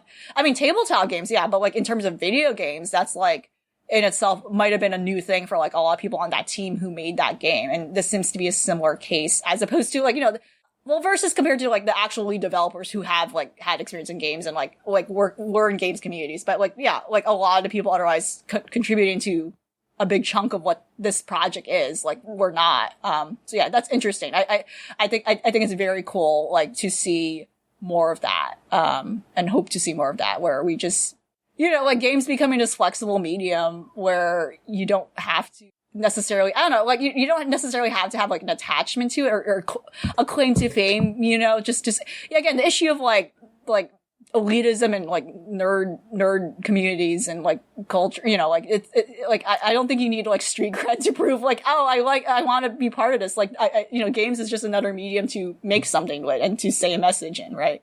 So yeah, it's just a very interesting thing. I think I don't know if I'm gonna really participate or like experience, like, you know, read and play to other episodes. I don't think, but yeah, I think it's just very interesting. Yeah, it's really unique in its presentation. Like, it just shows you straight up on the right-hand side of the site, like, here's the revision history, which is ostensibly, like, all of the episodes going day by day. Yeah, which is really, like, really cool. It seems like a fun exercise in world building, but the website itself, like, not the Wikipedia site, but the, like, site that like, the Neurocracy site does have the tagline, solve a murder in a near future world by diving into Wikipedia, which is like, you know, that's a really interesting, like, hook. Yeah, it seems really cool, and I'm glad it's just, like, out there for people to try out. All right, Mav, do you have much to say about House Flipper? Not, you know, in the means of trying to find stuff to take my mind off the fact that I had to move. What better way to not think about that than by being able to just clean a lot of houses and do what I want with them because no one can tell me no. I have a weird fascination with simulation games. Like, specifically, I think I am of that caliber of people that like the concept of cleaning when it's gamified and am able to do tasks when gamified. But when it comes to trying to do that outside of that context, it becomes a slog. I remember as a child, even Super Mario Sunshine and Chibi Robo were amazing concepts to me because it's like I'm basically doing cleaning in a video game, and my mom would still go, "Yeah, but how's your room?" And I'd be like, "Shut up," and not like want to do it in that capacity. But you know, not much to say in terms of like the content. Like you're cleaning houses, you're fixing up appliances, you're like doing tasks that have been requested of you, and it's just been a very simple way to like mellow out and not worry too much about just like other stuff I have to take care of or do. And so really have just been blasting through that lately as like a anchor point of just stuff to do. It's also very funny that like the DLC is available. I'm playing it on PS4, and so like the DLC is available, but it's a separate thing to buy. Like you have to buy it, but it's just very funny that the it's a garden focused extension, and by basis of like I guess the uploads and just like updates to the base game, you will just have a bunch of shitty lawns all over the place, and it's kind of just like. I hope I don't have to do any outside work because it is impossible to actually like find any tiles and shit in the weeds that I cannot weed whack until I pay $20 to basically have my own weed whacker for this game. But otherwise, yeah, you know, it's Power Wash Simulator looks like it'll be my kind of thing once I want to make sure it becomes my thing. I'll say that much at least. Let's move on to news. Melissa, why don't you talk to me about this this SMT story trailer? Okay. So a few days ago, Atlas released a new story trailer for SMT5, and it's looking pretty sharp.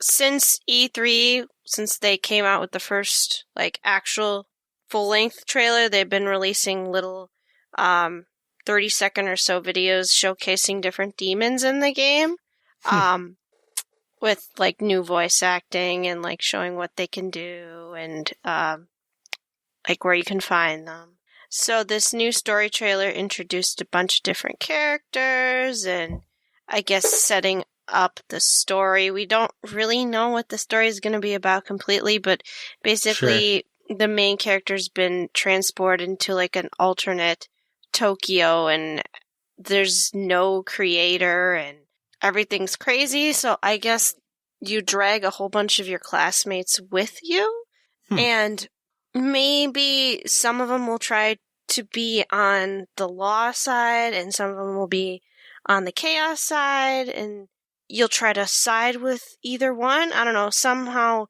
maybe not really doing the same thing as SMT4, because SMT4 did that where you had specific character that was law and chaos, and then one character that was neutral, but you had to do both the law and the chaos playthroughs to get the neutral, which is usually the case in SMT games. So it shows some more gameplay and some more of the story. So basically you fuse with this, like, I don't know if he's like a god or whatever, but like you turn into this cool, long-haired, god-like figure. It feels very like Nocturne inspired. Yeah, like it's just because it seems like you're the only party member, but you have the demons, which are your other party members. Unlike, you know, like Persona, where you have like 4 people or 3 people in the team. So you just fuse and recruit demons to fight with you. And it's going to be open world, so that's pretty awesome. And the fact that all the demons have voice acting kind of gives each of them their own character, and that's going to be pretty awesome. The one thing with the voice acting is the trailer that Nintendo of America and Atlas West or Japan came out with, there's no English dub for it. So it's making me think that either the English dub isn't done or there isn't going to be an English dub at all. I can imagine they would probably be just Japanese. Yeah, I'd be surprised I'm okay if that's the with case, that. though, considering that SMT4 and Apocalypse both are like English and dubbed. They added a dub to Nocturne. Well, it didn't have any voice acting to begin with. But there's an English dub for that, so maybe they're gonna save it for later, or just don't do it at all just to cut costs. But I'd be okay with either way. I could see it being held out for later. I even just like when so look at the behind the voice actors page, and so far it is only listing like the protagonist, who is still on set, the person that you fuse with the initial setup, and one other character. Like the voiceover in the trailer itself, I recognized like the Seiyu, and I think it's the guy that voices Dio. I might be wrong about that. Similar vibe, but it's like looking up the available lists. Yeah, like apparently not listed yet. So yeah, we're probably not going to know the actors until the game gets out. Yeah, it might just be a case even of like delaying info just until like the release comes out, which is fine by me. Yeah, for sure. I'm sure later this year, November 12th. Yeah, I'm really excited. Awesome. You know, it's been like 5 years since SMT4 Apocalypse came out, so kind of been waiting for this for a long time. So awesome. Yeah, that's my SMT5 news. Can't wait to see more. Thank you for the update. What do y'all think about this Steam Deck? Too expensive. So yeah, that's the thing with Valve products, is they're always too expensive. Yeah. I think about the why someone would want a Steam Deck. I think a lot about just like the portability of my backlog. I want to be a pro gamer, and I want to make sure that I can have best gaming ever with Steam Deck. And, here's the thing, like not to cut you off too early, but like one of the reasons I think the Switch is so popular for a lot of people is that it quickly became like an indie machine. Like here's the thing, I can just pick up and I can just like play some Hollow Knight or whatever. Where like if you're playing that on like the PC, then like it becomes a commitment of, okay, I'm gonna have to sit down here, I'm gonna like really have to focus on this game instead of just like, I'm just gonna go chill in my living room or whatever. And it's like, I think that's what the Steam Deck conceptually is trying to capture. But also like, what is going on with this like button layout? This looks insane. Right, it looks like you would have to hold it from the top, which makes it looks so I don't think that's ergonomic at all. I don't know. Like, we were talking about it in the server, like, did an actual person did they have actual people hold this model? Like, did anyone say anything? Yeah, like, I have giant hands, and even I feel like I probably couldn't get my fingers around this. Yeah. Why is one of the buttons looks like it's melting off? Right, why is it? What is going on? It's the shoulder buttons look like they're gonna melt off. Right. That's exactly it. Sliding to the side. It's a little strange. I definitely need to like get my hands on this, but it's like I personally see the appeal of this because I like my Nintendo Switch, but like I barely play it, largely because I don't have a lot of stuff on there I want to play. Like, I played it a ton whenever I was playing, like, Pokemon or, like, Three Houses or stuff like that. But, like, I have a ton of stuff in my Steam library, and I'm, like, Steam sharing with, like, multiple people. And it's like, if I could just play something, like on a portable device where I'm just like laying around in bed, that would be extremely clutch. I would love that. This doesn't look like it. No. Yeah. There is a want, like I get the want to make a portability of the PC, but at the same time, I think there has to be an understanding of like where exactly the technology is with that. And like, if this is the middle ground of, because I'm looking at this and I'm also just thinking like, how loud is the fan going to be? Like, how? Yeah, is it going to work? Like, you mention it. I'm seeing that, like, the market thing is like, oh, you can go on Steam and download Control for this. What is the difference of playing Chicory on this versus playing Control versus playing, like, Right. there are a lot of like oversights that I'm immediately having to think about, and regardless of that kind of a setup, there is definitely an audience for it, and I'm not going to argue against that because, hey, ultimately, like, yeah, Valve products have had their influence for a while. Fucking literally the existence of Steam as a marketplace for online gaming for like how many years that's been continuous at this point. But even just the fact that like the 64 gig base Steam Deck is going for $400 here, like it is one of those things again where it's like the niche market is gonna gravitate towards this, get the setup. Like, yeah, sure, $650 for like that 512 gig is definitely gonna.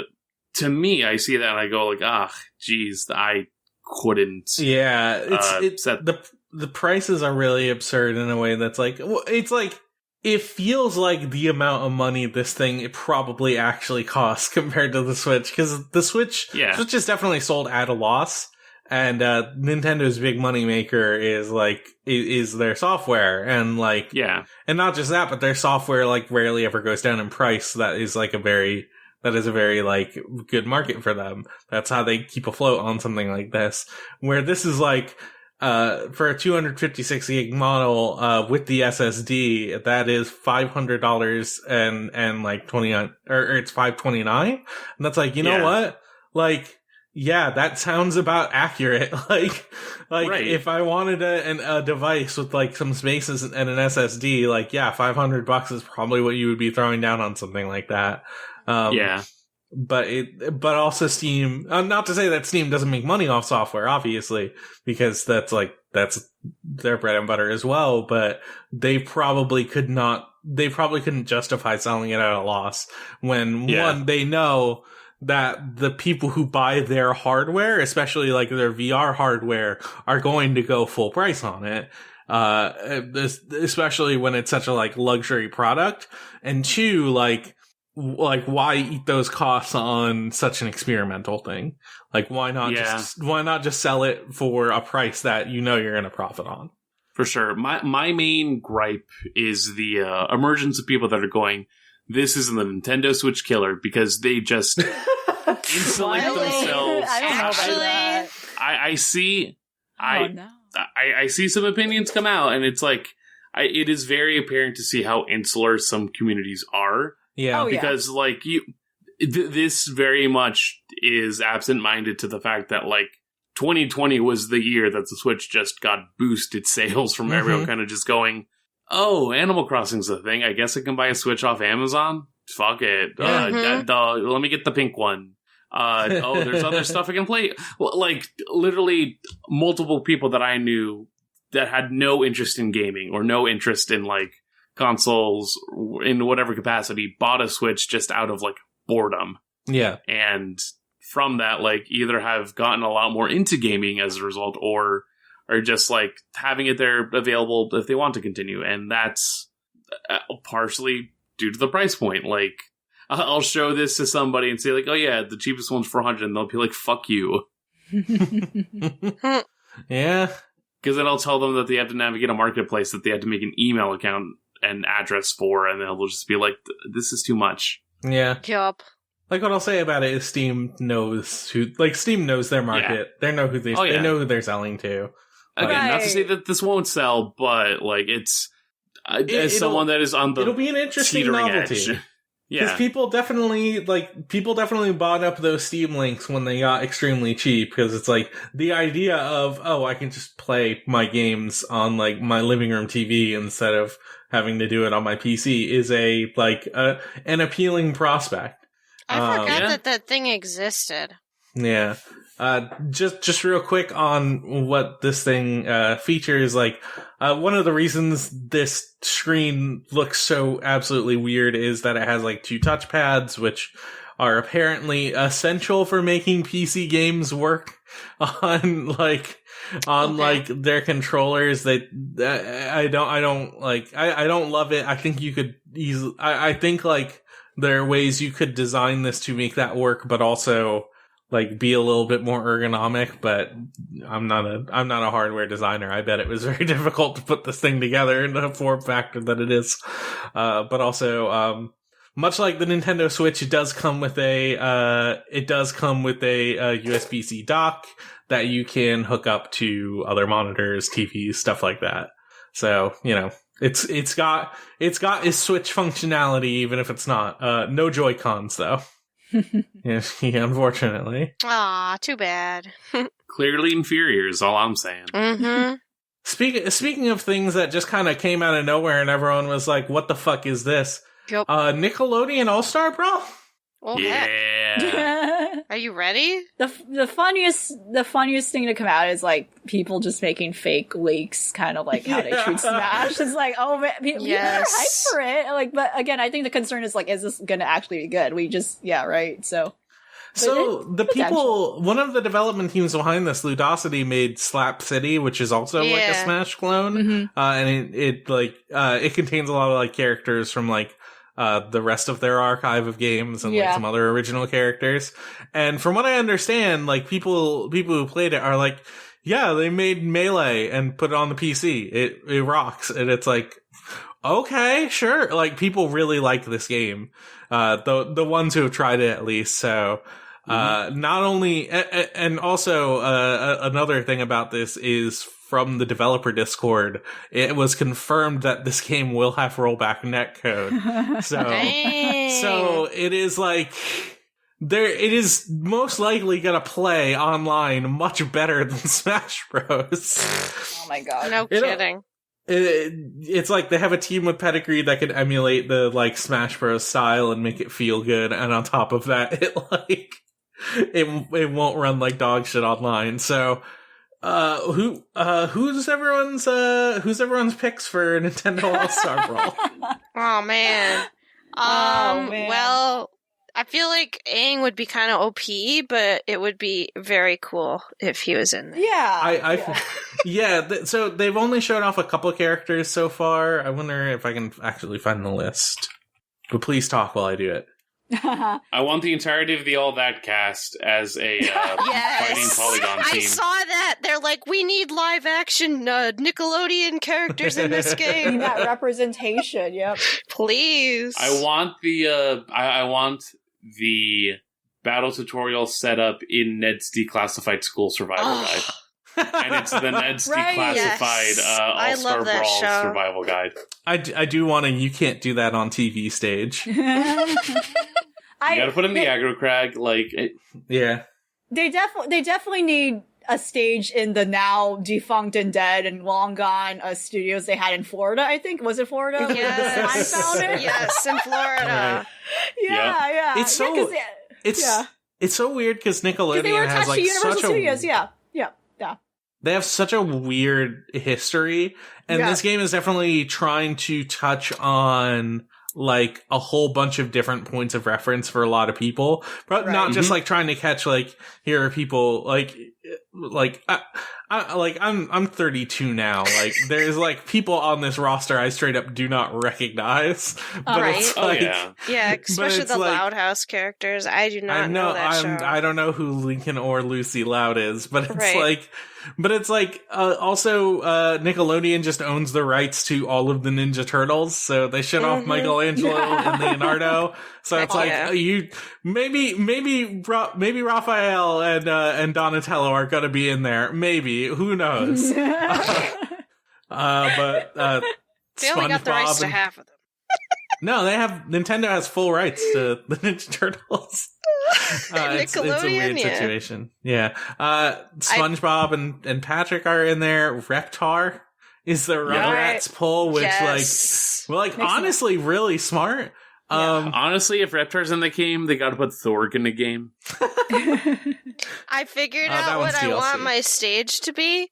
Okay, so it's all that themed, but it's gonna play vital information for your everyday life in the background, and then it'll go Lori Beth Denberg, and everybody like, yeah, woo! Lori Beth Denberg is gonna play. Yeah. Yes. She's gonna act like the mom in the gamer stage in WarioWare.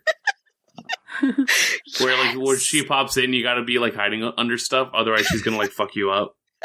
I don't know. Okay, so I don't know why my mind immediately went to the Monkey Man in Hey Arnold. That's viable. That's viable. There were some freaks on that show, and they were wonderful. Oh, they were God. all wonderful, every single one, and they all had their purpose. Stoop but Kid! Hey Arnold has Stoop an Kid! insane amount of casting, and they need to. Well, yeah, it's just Pigeon guys from Man! New York. Yes, we need a Stoop Kid stage. Like, Well, there is Hey Arnold rep in it, but it is just Yes. Helga. So Yeah. who knows Helga who else is going to be Snatch him in? with Scalp. Oh my god. Helga is actually a really inspired pick because she is Yeah. aggressive and she is a She will fighter. kill someone. Yes. She's gonna fucking kill Danny Phantom. I believe it. Who is She's not a ghost. He is just a being to coordinate with the Christian views of one Butch Hartman. Mm. Yes. Oh yeah, because of that, Butch Hartman gets money. Ugh. Ah. There are some like teaser like artwork images for like this is getting in the weeds because we're getting into the zone of like actual real Smash Bros like sickos who do dissection and like leak stuff. We're just There's like gonna be people who will dissecting. make Twitter accounts like for their favorite Nick character to be in this game. Listen, We're gonna see that I in already- Twitter campaigns. I already Yeah, saw the what- dude that made the fake Kappa Mikey account. All Star Brawlers. Yes. But yeah, Shout outs. Yeah. No, go ahead. Shout outs to the guy that made the fake Kappa Mikey like splash screen for the announcement. Oh shit, Kappa Mikey! I forgot about that 'Cause show again. that's placating specifically to me. Dude, if he actually is in the game, I will flip. Yeah, shout out to at Nibrock for making just the fucking 3D model for a Kappa Mikey character. Because that would be great, and that would simply service me and no one else. Oh, that and if they put in the Butt Ugly Martians. Oh, I mean, Totally Spies was on Nickelodeon, so they could put Totally Spies in there, and then everyone would be like, "Oh my gosh, Oh, this yeah. game is amazing." There are a lot but of yeah, weird as stuff I in was- Nickelodeon. As I was saying earlier, like there's already like leaker sickos who are like dissecting teaser images, and it's like they're going, "Oh my god, that is Ren and Stimpy," which I don't know. it's like it's an inspired choice to put Powdered Toast Man in there, but at the same time, like man, you really picked like the series where like the guy who made it got extremely canceled for extremely valid reasons. Yeah. Mm-hmm. Right, I don't know. Yeah. And who knows whether or not we're going to see an iCarly, but we'll see. It's just Yeah, we'll see Miranda about that Cosgrove. But yeah, it's a extremely weird thing, and hopefully it's fun. Like I would love to play I would love to play a good Smash Bros. Game. Yeah. Looks like Patrick has command grabs, so. Oh man. Shit, Scott Ord with the janky hitbox. LV, do you know about these Netflix gaming rumors? Well, that there are talks that Netflix might offer more than shows, which is fucked up, I think. Like, it should not, like, stop. Why are these companies like this? Please stay in what you do fine. Why are you doing, anyway, it's not clear what's going on with this. Again, this seems to be a rumor. This might have been some sort of internal meeting, like, which, Bloomberg was able to get on. Otherwise, there doesn't seem to be a lot of information on it. It's not clear what this will mean. There's just some sort of suggestion that, like, Netflix will tap into gaming in some way. And it's not clear to me as to what that means. I don't know if that means they'll have a gaming division where they'll make games, or that means they'll just offer games in their library. And, like, I'm not sure how that will work. Like, is it going to function like a marketplace like Steam and like all that? Like, it's not clear to me what's going on. All I know too, like, the people leading this effort are people who, the two guys are, former EA and former Facebook. Mm-hmm. And that, I don't know if that's like a good, I don't know if that's good at all. I mean, yeah, not clear what this is. You can't really get a judge on their ethics, but it's like, development backgrounds are development backgrounds. Yes, yeah. Yeah. But it's very confusing it. and I'm not sure how it's going to work with the way their streaming platform works, or unless they're going to do a separate thing, and that's it's going to be under their corporation, but it's not going to be Netflix per se, right? It might be just something else. Yeah. Just very vague stuff right now. They're going to make it, what was it? Quickster. Oh, God. Do you remember Quickster? Yeah. Quickster? The Netflix spin-off.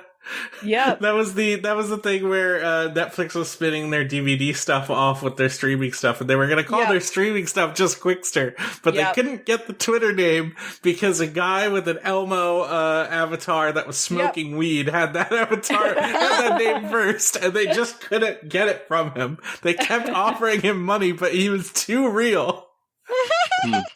Prevented something disastrous. Yeah. Yup. Yeah. This actually reminds me of way back in the day where like Dish Network had a channel devoted to like games that they hired people to like program, and like you could just play with your fucking remote. Yes, oh, yeah. I kind of remember that. Yeah. There's been a lot of experiments with streaming games. Yeah. Yeah. That is what I'm immediately thinking about, and I'm just looking these up and just like, this was my introduction to gaming. Let me tell you, fucking Carrot Mania. Mario, get out of here. Yeah, but will Netflix live up to that kind of like legacy? Who's to say? Would it be like, remember when DVD menus had games? And yeah, similar thing, you would use your remote. Oh my god, those were so weird. Yeah, and again, they were basically just interactive videos where the certain different timestamps would be the different choices you make. And I remember for a while too, like YouTube had a lot of those. Just interesting, and then you can just, again, like, once you figure that out, once you realize that truth of how it works, eat them and, like, find all the endings and different things. But, yeah, that's how that worked. But, yeah, in the end, no idea what this means. It doesn't sound good. That's all I'm saying. It doesn't sound good. It probably won't be. I don't know. They're just trying too many things. Please stop it. So I'm like sort of familiar about what's going on with the Judgment stuff. Does anyone else is anyone else a little bit more knowledgeable on that?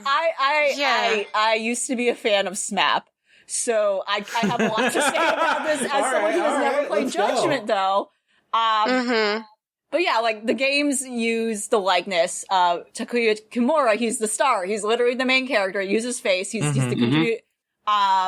And with the sequel, and like the game actually did enough, so now there's like a sequel coming out, and like this is like their big thing, where this is the big Yakuza spin-off. Like, okay, we now have these two big series going on.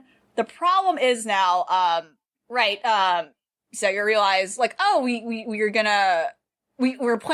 should plan for a PC release for these games too, because we're realizing how like that worked well with Yakuza, for instance. I think we talked to and alluded many times, or, other people, even on previous episodes, how Yakuza's success probably came from that, like, from, like, the remasters and the re-release, because, an initial reception, especially in the international market, was not strong. But stuff like Kiwami and all that, like, that helped resurge, like, new interest in it, and now it's, like, really beloved. So, why not do the same treatment for Judgment?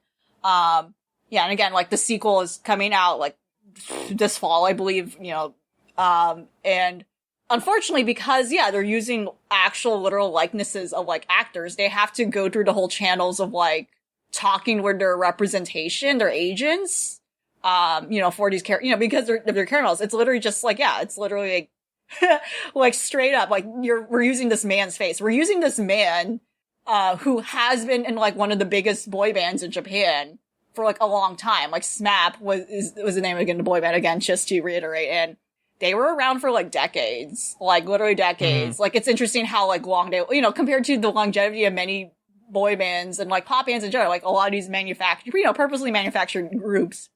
Right. Yeah. These men were still like in a boy band together, like well in their middle age. Like SMAP dissolved only a few years ago. Like they were still. But compared to, I think, his co-members, I'm not sure. I believe this is the case. He's the only one that remains signed on in his, with Johnny and Associates, which is their talent agency, which is the one that helped form their band. And just to reiterate, the music label and the talent agency are two distinct things, right? I think some people get that confused. Right. But yeah, Johnny Associates is the big talent agency that I think that I have also mentioned before, if it, maybe in the server, where like a lot of young boys like go out of way to, because they made fucking Snap. Like, yeah, they're like a huge thing for like a lot of male talent specifically because of that like reputation. Yeah,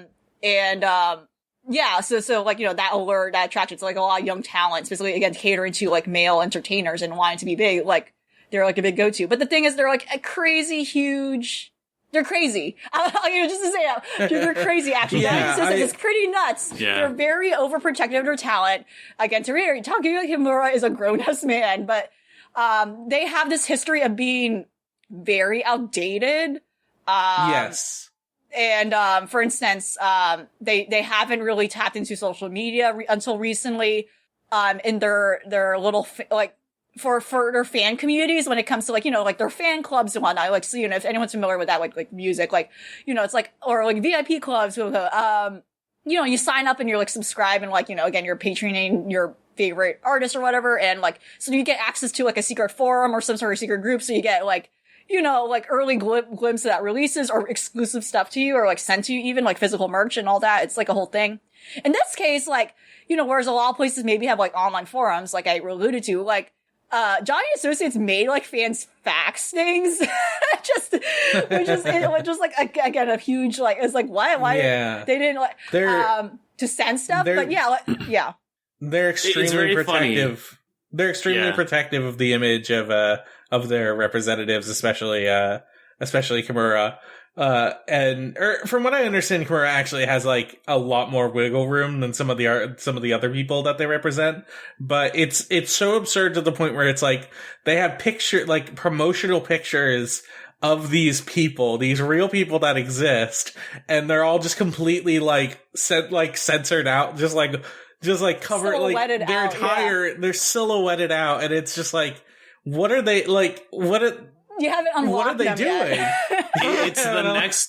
It's the next level of believing that the camera steals your soul, where it's just like, but if it goes online, then it gets lost to the internet forever. Yeah. And, you know, now only will be a version of you with an edited big hog. Yeah, that's the thing, is like they specifically don't want this coming to PC because they're worried, hypothetically they're worried about like people doing nude mods of this real person that exists, which is like, if people want to make like nude images of this real person, like it's gonna which like has they already can do happened. it. Yeah, like he's not just in this series. He was in a boy band that a lot of women were very horny for, so that has, I'm sure, already happened in the privacy of many circumstances. They can't stop yeah, totally that. Privacy, yeah. Right. But yeah, it's very controlling. They're even in the context of other Japanese talent agencies, they're very considered much like nuts. Like it's like no, like as controlling as like pop, you know, like some agencies can be in general. Like even here in the US, like they're very like iron fisted in terms of like what they do. And it's ridiculous. And no one really challenges it because they definitely do have some sort of legacy when it comes to like how controlling they are even across the industry. Like again, like there's definitely like a whole thing with their founder being like a big entertainment mogul. Again, like just the reach he had and the connections he had. It's definitely like, ooh, okay. You know, and I'm not that familiar with tapping more into that, but there's a great Japan Times article that does talk about Johnny and Associates more. So Johnny Kitagawa, which was the founder, who again, he has passed away already at this point, who goes into like that guy's, you know, that man's biography if you want to learn more about that stuff. But yeah, they're really powerful is my point I'm saying. So it's no wonder that Sega doesn't want to argue with them about it. It's like, okay, so that's what leaves the series in there over like, are we going to bother making more after the Lost Judgment? Because it makes sense. A PC release is important. And now that they crossed like the talent agency, what does that mean? I don't know. Like for me, it's a little weird because it's like, why don't they just replace the actor? I mean, that didn't stop them before, unfortunately, right? I don't know. It's very interesting, but it's interesting to it's interesting to see basically what is idol talk now seeping into this that now people have to like learn about. Yeah, it's the kind of thing where it's like it's partly very cultural in that like there's a lot of stuff involved in this that we in the United States just like never in our lives would even consider a possibility. But it's like, oh no, like the protectiveness they are of these images is like to a level that is like unthinkable, and it is just like it is getting in the way of this game. Like it's getting in the way of the possible future of this game, because they might just like not be able to make more Judgment games, which is a shame, because it's like they've spun Yakuza off into like an RPG series, and Judgment was supposed to be like the more traditional way those Yakuza games played, only within like a new setting. And it's like, is that kind of game just not going to exist anymore? Definitely not true, because they're going to figure something else out. Like they make those games like within they don't really make it within like 6 months, but it feels like it. Like they know how to make those games out quickly. They'll come up with a new one and they'll do something. It's just like we probably won't see more of Judgment, or maybe Judgment continues to be a console exclusive. Or maybe Kimura might actually be able to get his likeness rights to such a way that it is not prohibitive of this game he, like, from what I understand, he actively wanted to be a part of. Right, he actually really loved the experience, because it was definitely something new for him, and he just really liked it. He liked the process of it, because it was very different compared to everything else he has done, which is, just music and then traditional acting and all that. Like, everything you'd feel from the internet, but, like, being in a video game, that's different, you know? That could be wild, right? Yeah. All right. I got one more story I want to like actually talk about, and then we'll do some like quick hits, just like just like smaller stuff that's easier to talk about. But this one was really absurd, so I got really excited when I saw it. A War Thunder player / like forum member leaked classified documents about a tank. In order to improve the accuracy of the design of the game tank in game. It's very funny to me that this person who was apparently a service member in I don't know the specifics, but they are a like UK service member, and they have done this multiple times. But they just wanted to get the tank they liked buffed, so they leaked classified documents. Good job, man. To the point where, like, the moderators on the forum had to be like, hey, we have written confirmation from the Ministry of Defense that this document rights classified. Wow. Please don't do this. You are going to get our entire forum just destroyed. like, this person is just straight up committing treason for a War Thunder tank. I'm not surprised because a lot of these games, you know, they do attract people who actually have had those experiences, and they're like, oh, wow, you know, and they're like either use it as for coping, or like, oh, here are like the nice aspects of it where I'm not actually in danger, but I like the feeling of, I don't know, being in a tank. I don't know, but then you know, like a lot of these military games do attract people who actually have served, or like maybe have been in some sort of like, I don't know, like confidential government position where it's like, okay, they just like the simulation of it genuinely, and it's not surprising. So maybe this person was someone who, worked in such a capacity, but I don't know what's going on with them just having this stuff still and just dropping them out. Just reading the post, he makes it sound like the documents that he leaked here and in the past were already unclassified, but they were in fact not. Oh. So I don't know if it's I don't know if it's a kind of thing where it's like a genuine fuck up from a person who just wanted to see a tank be more accurate in a game, or from someone who is just like has a complete wanton disregard for like UK military law. just so it's so funny. But yeah, this is a really interesting topic.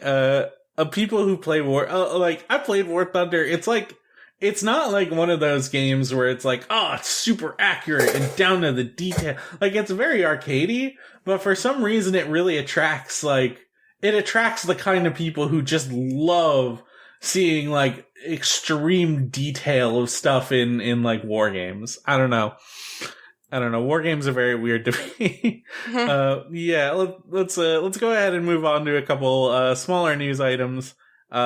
There's a non-zero possibility that Final Fantasy X-3 will happen in the future. Tetsuya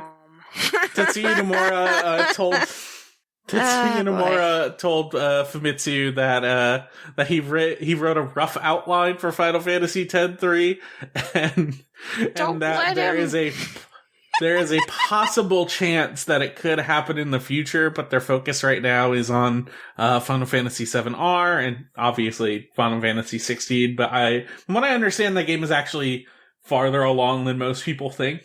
So we're probably going to see that release, and then the primary focus of them is going to be FF7-R. But maybe once the Eternal story is finally finished, we can finally get the 10-2 sequel we all needed. I don't know. I kind of feel like it was good the way it was, and we don't need to ruin the story.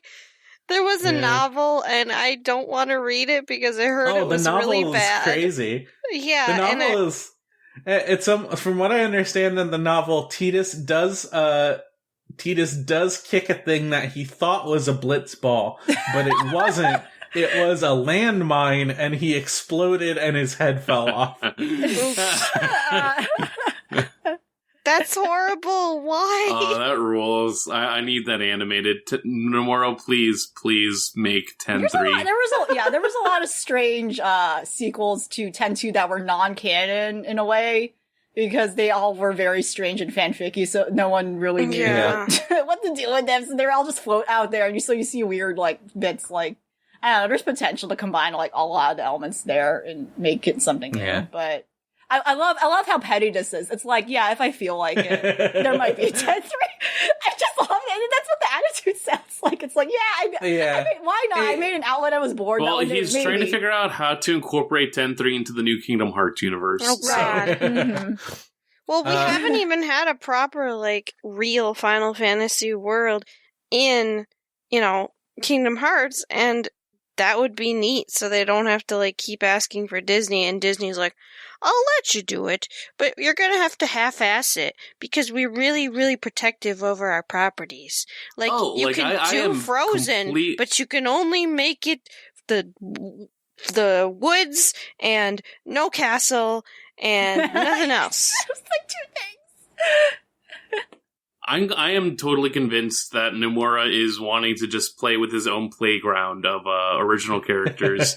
Maybe save for Donald, Goofy, and like any other character that he's already had like carte blanche to work with. Mm-hmm. And so 10-3 could definitely just be a case where it's like Tidus's head lands in that alternate Shibuya that everyone is like getting transported to. All right. Moving on. Ghostwire Tokyo has been delayed to early 2022. No real word on like what caused this, but I kind of have a feeling that like the things there internally are maybe a little rough, especially the way they trotted out what is her name? Ikumi Nakamura? Yes, they trotted her out on stage and made a really big deal about her, and then everyone loved her, and then like she was in a narrative role, so her role was essentially like finished by the time she left. But like it's so weird making her like the face of this game, and then like she's gone, like she's out of here. Yeah, I honestly couldn't tell you what my impressions of Ghostwire are at this point. Who knows what that game is? Yeah. Looks cool. Not sure what to think about it as well. Yeah. But, I mean, when it comes out, it comes out. I just hope everything's going to be okay with them. It appears that Shrek's house has been found in the new Hunt Showdown map. They've done this a couple other times where they've just like included references to like, other like movies and stuff, but it's like, I saw the screenshot of it and it's like, oh yeah, they included like the porta potty he kicks out of right from the beginning of the game. Opening. That's lovely. Thank you. And so good for. I really wish they would just like leave the celebrities alone, though. It's the thing. Just like stop stalking these people. Like let them live. We've never. A new Netflix. This is listed as a series, but I believe it's actually a movie. There's a new Monster Hunter film coming out to Netflix. Yep, a CG film. It looks like ass. It looks terrible. It looks bad. I've seen it described. I've seen it described as Delgo-like, and like the like, and that obviously hits me personally for a lot of reasons. but I saw the original like poster for it, and I'm like, oh, that looks terrible. And then I watched a trailer, and it's like, oh my god, this is really bad. Like I don't. Oh, I can control the Rathalos. But yeah, it looks very I don't know. It looks very dated. I don't know why it looks the way it. It's not clear to me as to who. Delco like is extremely accurate in a way that is like annoying to me. That is Dante Basco. Poor guy. Oh yeah, very distinct voice. But yeah, it's. Well, it's based on a character who has been in the game, so that's their take on it. And like, I guess it's just trying to like, I think it's just trying to concoct like a backstory for him and whatnot, and follow that along and just add a little more lore. Like I don't know, it's trying to present itself as like a fan servicey thing, but like looking at it, I am not pleased. Oh man, Netflix has been on a tear of. They've been on a tear of releasing fan servicey things that service no one, like that. That like Dragon's Dogma series that came out and was fucking awful. Like okay, so I watched that Resident Evil series that came out, Infinite Darkness, the live action and like it's not live action, it's CG. Okay. It's 4 episodes, which makes me think it was originally at one point just a movie, but then they turned it into a series. Oh, they do that all the time with anime. I really don't get why they did it, but like it was honestly like dumb fun in a way that like Resident Evil kind of is. Like it was very stupid and like very watchable, but it is also extremely bad. Like I think I would recommend it in the sense of like, there are moments in this that are like really knowing of how campy and silly Resident Evil is. Like there's a point where Leon S. Kennedy, of course, one of the big Resident Evil guys, he's been sort of characterized as a himbo in a way that is like wasn't really that accurate to his character in RE4. But like a lot of like the RE2 remake came out and everyone was like, man, this boy is dumb. And then like for some reason this series that takes place like post RE4 decides to continue with that characterization in the sense of like Leon is just like a really stupid guy. like there's one point where they're in a submarine and something happens. And Leon, like, immediately goes to reach for his pistol, and then the other guy in the scene just goes, like, what the fuck are you doing? We are in, like, a pressurized, like, cabin. Like, if you fire a gun in here, we all die. And then he goes, like, oh, yeah, right. And then he puts his gun away, and he immediately pulls out a knife instead. It's just so silly, the way it portrays this man. It's very...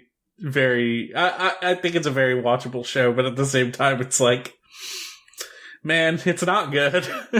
But yeah, like they've been putting out stuff like this for a while now, and probably not going to be. You know what it looks like? It looks like it came out in 2009. It looks like similar graphics to Devil May Cry 4, and I'm like, no. Who made this and why? Like a 2000 CG level. It's a little weird. Yeah. All right. Are we ready to move on to questions? Let's go. All right. If you want to send us a question, you can go to videogamechoochoo.tumblr.com/ask. You'll sound a lot like these people. How do you pronounce this name? You'll sound a lot like FTWOBR 2000. All right. This question was on the previous episode. We just didn't get a lot of questions this week, and we have a completely different crew of people, so we're going to ask it again. That comes from FTWOBR 2000. Have you guys listened to any good new music lately? If so, do you have any recommendations? I don't really listen to new music. I just go on my Spotify and just look at, like, Euro dance, like, old stuff from, like, late 90s and early 2000s, and I made a whole playlist, and I'm like, this playlist is ridiculous, but I love it, and I'm like, maybe I'll work out again, and these songs will be amazing. I'm just like, it's a playlist for me.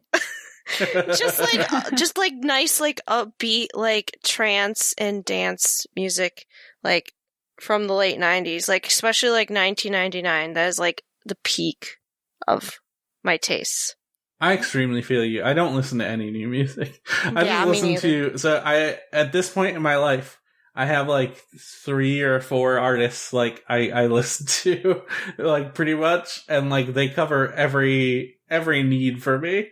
I like to branch out and listen to a whole bunch of new stuff, and I try to add stuff where I can.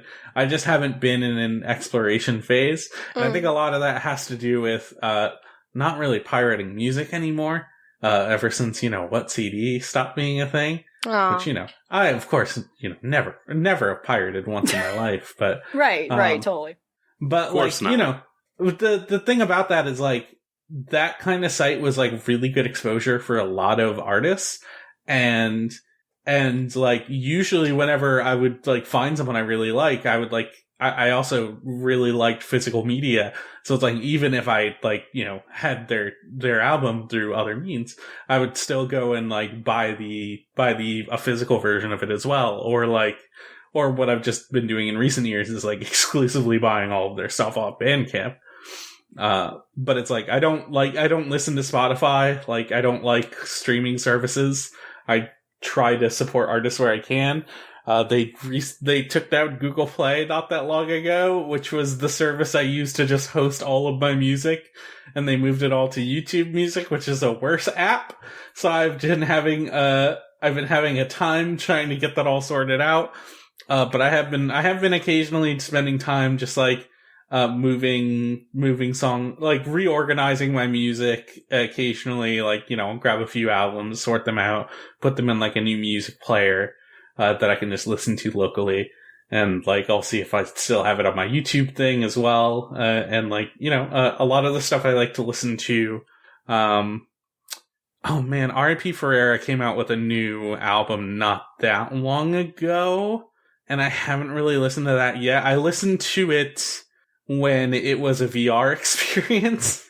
Like, they had he had a website up that you originally could only get into if you knew the password, and then people cracked it way too quickly, so he had an even harder password, and then people cracked that, and then he had an impossible one that no one could get into, because there were just, like, no ARG clues for it at all.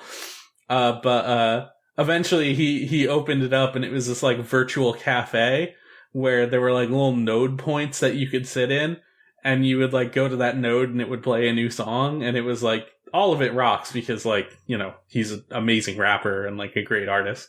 But yeah, I don't remember if I actually bought the new album yet, so I gotta go enter the Bob's Son Cafe again. I'm also a big Joanna Newsom fan, you know what? It's been 6 years since Divers came out. I know you had a baby.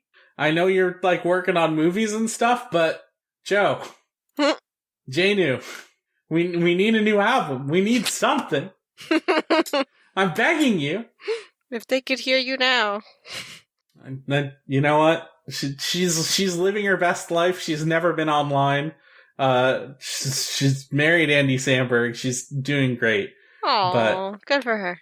She's an amazingly talented harpist. I love all of her stuff. She's just great. Just because I'm a basic white dude, I also like the Mountain Goats. I was gonna say they did come out with a new record recently, so I still gotta listen to it. But yeah, that's out now. I was gonna be mean and say now that they did. I was gonna be mean and say now that the old man hour is done. But please. Well, we're back to fiery energy. Okay. I know. I was just gonna say my that throat today. Listen, like if today of all days, you know. But I was actually gonna say like the new Japanese Breakfast album has been on my repeat a little bit, and really just fantastic. I can't wait to hear what she did for the soundtrack in Sable. Call Me If You Get Lost, Tyler, the Creator's newest album, also really good. I want to say leans is like a nice in between of like some of the lo-fi stuff out of Igor, and then just the pristine sounds out of Flower Boy. Like this new era of Tyler has been really fun to explore and cultivate, and it's been also cool to see him just really like come full circle in terms of like recognizing like, yeah, I was kind of a shit when I made like Goblin, Bastard, and a lot of my older material, but also like I grow and I change and like can grow out of that. And partially a plug, because you know, like I just find myself around a lot of musicians lately. My friend is a guitarist for a band called Pom Pom Squad, and they recently released an album, and it's very good, and I highly recommend it. And do not look at any discourse regarding the album, because it is dumb and it's unnecessary. Yeah. It's dumb and it's unnecessary. Anyone can do 50s aesthetic. It doesn't matter because it's dumb. Like no one is ripping off anyone else. Olivia Rodrigo can be 18 years old and like be just as influenced by stuff as other people. Don't worry about it. Right. It's okay to listen to good music. Yes. You don't have to be the first one to do the thing. How about you, Elvie? I gonna say a bold opinion here. I don't think it's bold. I think a lot of people are. The new Churches album, whenever it's coming out, I think it's gonna be a bop. I think Churches with a V. Listen. I have been listening to this on repeat. Like the song they did with Robert Smith from The Cure, iconic. Like I don't understand. Like how do you just that good? I gotta listen to their. Dare you? I gotta listen to their newest stuff because like it's pretty good. I do. Yeah. They got like they got an interesting kind of The music videos they put out for the singles so far. It's clear they have like some sort of like RGB like video theme going on, but it's really good. It seems like it's a combination of like going back to like some of their older stuff, especially with just the, you know, again, the basics of like pop synth plus clearly what I think is like the Cure influences because of like the collaboration in particular with Robert Smith. Oh, for sure. Otherwise, I'm someone who like listens to anything. I don't know. It's weird. I don't want to say I'm eclectic because I don't listen to like everything, but I don't know. I look at like just looking through like the stream of stuff I do, like they're all very different from each other. Like, cause you know, I like poppy sounding things. I outright like mainstream pop artists. I listen to a lot of them, and I do really love Ariana Grande. I'm gonna be upfront about that. I love Britney Spears, Free Britney. Yes, Free Britney. It gotta be new. If we have brief music news, I'm glad she's getting a new lawyer because fuck her father. Like, what the fuck's going on with that? Speaking of Free Britney, yeah. Yes. Yeah. And hopefully good things come of that and changing clearly what is like an ableist like institution that needs to be fixed. It clearly doesn't seem concerned with like helping people in that situation. Totally. But I also really love like indie folk. I really love a lot of Justin Vernon's projects. I was very shocked. Yeah, I was someone who didn't like Taylor Swift. I actually still don't. I'm gonna be honest. I don't either. Yeah, but I really liked her last two albums. I was like, oh wow, this is very mature. I really like the sound of it. It's clearly very influenced by folk music, and I'm glad as a result of like what she did. Like it did help bring someone like Justin Vernon and like all these other folk artists to the mainstream map and draw attention. I very much appreciate that. I think in general her career is taking a shift to that instead, as opposed to some of the other stuff she has done, which, you know, those parts I didn't like. So maybe that's like a change, and maybe I'll change my mind about her. But like, I do respect the fact that she actually, yeah, as far as I know, she actually is she does write her own music. She actually, like, yeah, I just didn't like the music, right? But I do like her last 2 albums. I really like the sound of it. What else? Yeah, I like J-pop. I have alluded to that. I like all the sorts of different acts. I'm very obsessed with the trio Perfume, very electronic. But one more thing. Yeah, I guess to drop in like a Filipino band I really love. They're a shoegazy alternative rock band called Up Dharma Down. You would probably know. I think they go around with their abbreviation now just as UDD. I don't know why. I don't know what's, but they're a great band. I highly recommend if you're into. They're not necessarily entirely shoegazy. They're definitely not, but they have like I don't know what's the word. Again, they have a very chillax kind of sound, very ambient, very very relaxing, in which like a lot of emphasis is on instrumentation over vocals, or at least in their recent stuff. Like but they're wonderful. They're wonderful. And I think if you listen to them, like they're a great segue into like the rest of the alternative rock Filipino scene, which I think is very, very solid. And I myself am not that familiar with it. And I'm like trying to get to know more about that stuff. Especially because a lot of these groups, unfortunately, were not signed to big labels. That's how it goes. But yeah, I do like a variety of things, if that helps. Awesome. All right, let's move on to our last question of the day. This question comes from Shoeless. Shoeless asks, if you could make a cameo in any video game, which would it be? What would your character do? Just make me a fucking Trails. Yeah, just make me a Trails NPC. I can be a quest giver, or I'm just hanging out, you know. You're a guy in town. I'm a guy in town, and I have things to do. What's your repeating NPC dialogue? Well, guess what, motherfucker? What does the Trail series famously have? Non-repeating dialogue, so fuck wow. you. Yeah. Wow. Listen, I don't play these games. He's got you know three this. I know you don't. dialogue, 3 lines. I've And then at you least stop got talking. Yeah. I've got 1 line of dialogue for when you enter the town. I've got another line of dialogue for when an event occurs, and then when you come back to the town, I might have other pieces of dialogue related to story events as they come up. Cool. I'm a guy that's living in a town. I like that. That's who I am. I like that because then after you're just like, you don't give a shit about these people. Like, you don't talk. You're just there.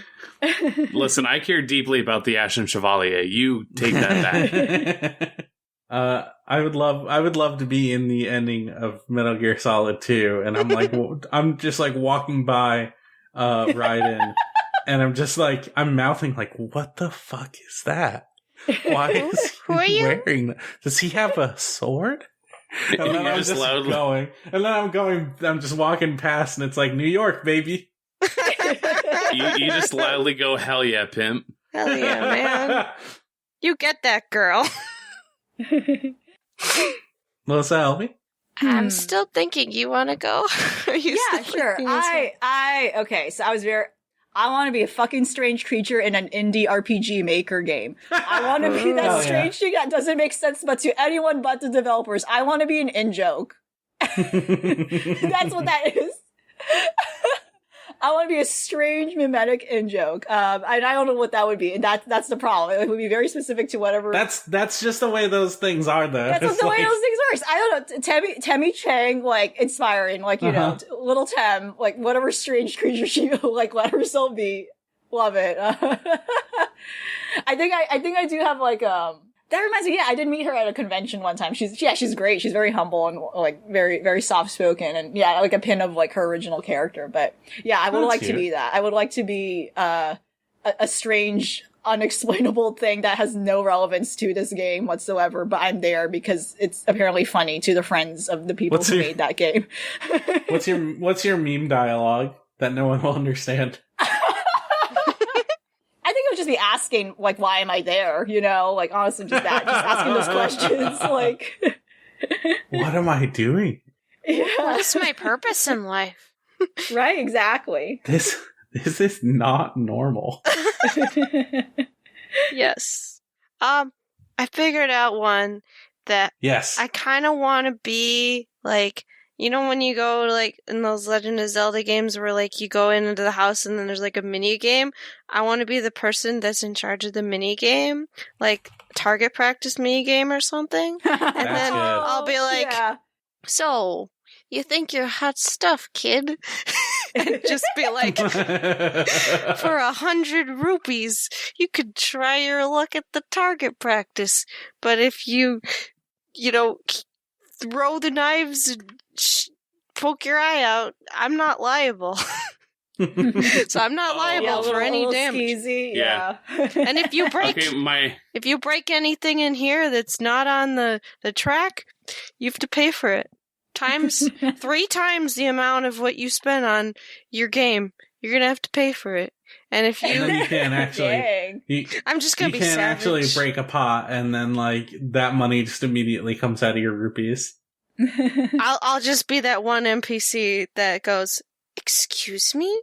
Who do you think you are? You can't just come into my house and break these pots. Yeah. These are worth more than what's in your wallet right now. You know what?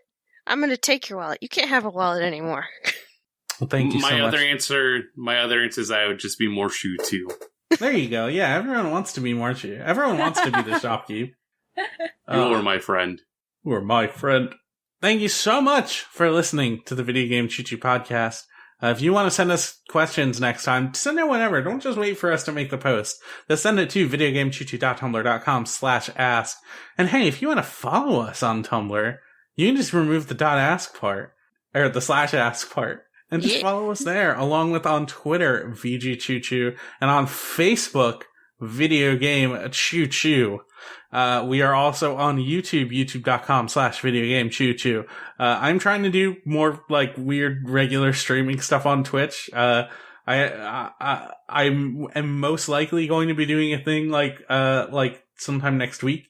So, I can't really say anything yet, but please, just pay attention to our socials. If you especially want up-to-date information on anything we're doing, you can go to thegamezone.zone, which we learned, do you have to have the HTTPS, or do you have to not have it? I think you have to have it. For the link to work on Discord. Yeah. Yeah, it has to be a secure link to go to the gamezone.zone, or you just go to our website, videogamechoochoo.com, and click on the link there to join our Discord. And if you like what we do and you want to support us, you can go to patreon.com/VGCC, and you can pay $3 to get all of our content early. We have a couple things in the pipe. I uploaded a couple secret videos to the YouTube that are going to be airing pretty soon, which I'm very excited about. Do we have anything else coming up on the site? Any major reviews? Oh yeah, we got some reviews. I have my review coming. The Famicom Detective Club reviews should be coming next week, hopefully. Neat. Yes. Awesome. Cool. Hey, if you like the music that's on this podcast, not just this episode, but all the other ones as well, you can check out the artist, which is Melt Channel. Their current act is Magic Circuit, and you can go grab our theme song Crush off the album Magic is Real. You can go to meltchannel.bandcamp.com or magic-circuit.bandcamp.com. Anything y'all want to plug before we head out? No, nothing in particular. No, you can follow me at maybe your Twitters or something. Yeah. I'm at LVMaParian, LVMAPARIN. I'm there. I'm not podding. I'm tweeting. Very different. But different same emotion energy. Entirely. Yes, yeah, different emotion, but trying to meet that same energy of podding. Yes. Maverick, where can we find you? Yeah, you can find me over at Mavsplania. That's at MAVSPLANIAMANIA. I just post. I should post. I'm really just figuring stuff out, and as I am finding myself creating more content, that's probably going to end up right there. Hell yeah. Melissa, find you? I don't use Twitter, so I am on Instagram at Fatal Flare. That is spelled FATALE, and then Flare FLARE. And I'm also on Twitch as Fatal Flare Games. You can check me out, and I'll maybe play some Hades or some other game that I review. And I am Scott B. Scott Blah on Twitter. That is SCOTTPLAAH. I don't think I did any like major other podcasts or stuff. I don't remember. Wait, no. We just did an episode of Shootcast Jabroni Delivery, which was our which is an independent wrestling tabletop podcast where me and some of my friends get together and play fight with each other. But we just had our Maelstrom Melee episode, which is our Royal Rumble, where we had a couple special guests come in and play unique characters who immediately get eliminated. So please go check that out. That is Shootcast Jabroni Delivery. It's a very fun podcast. And go listen to other episodes of that too. We're going to try and do another one soon. Thank you so much for listening to the Video Game Choo Choo podcast. Chugga chugga. Good night.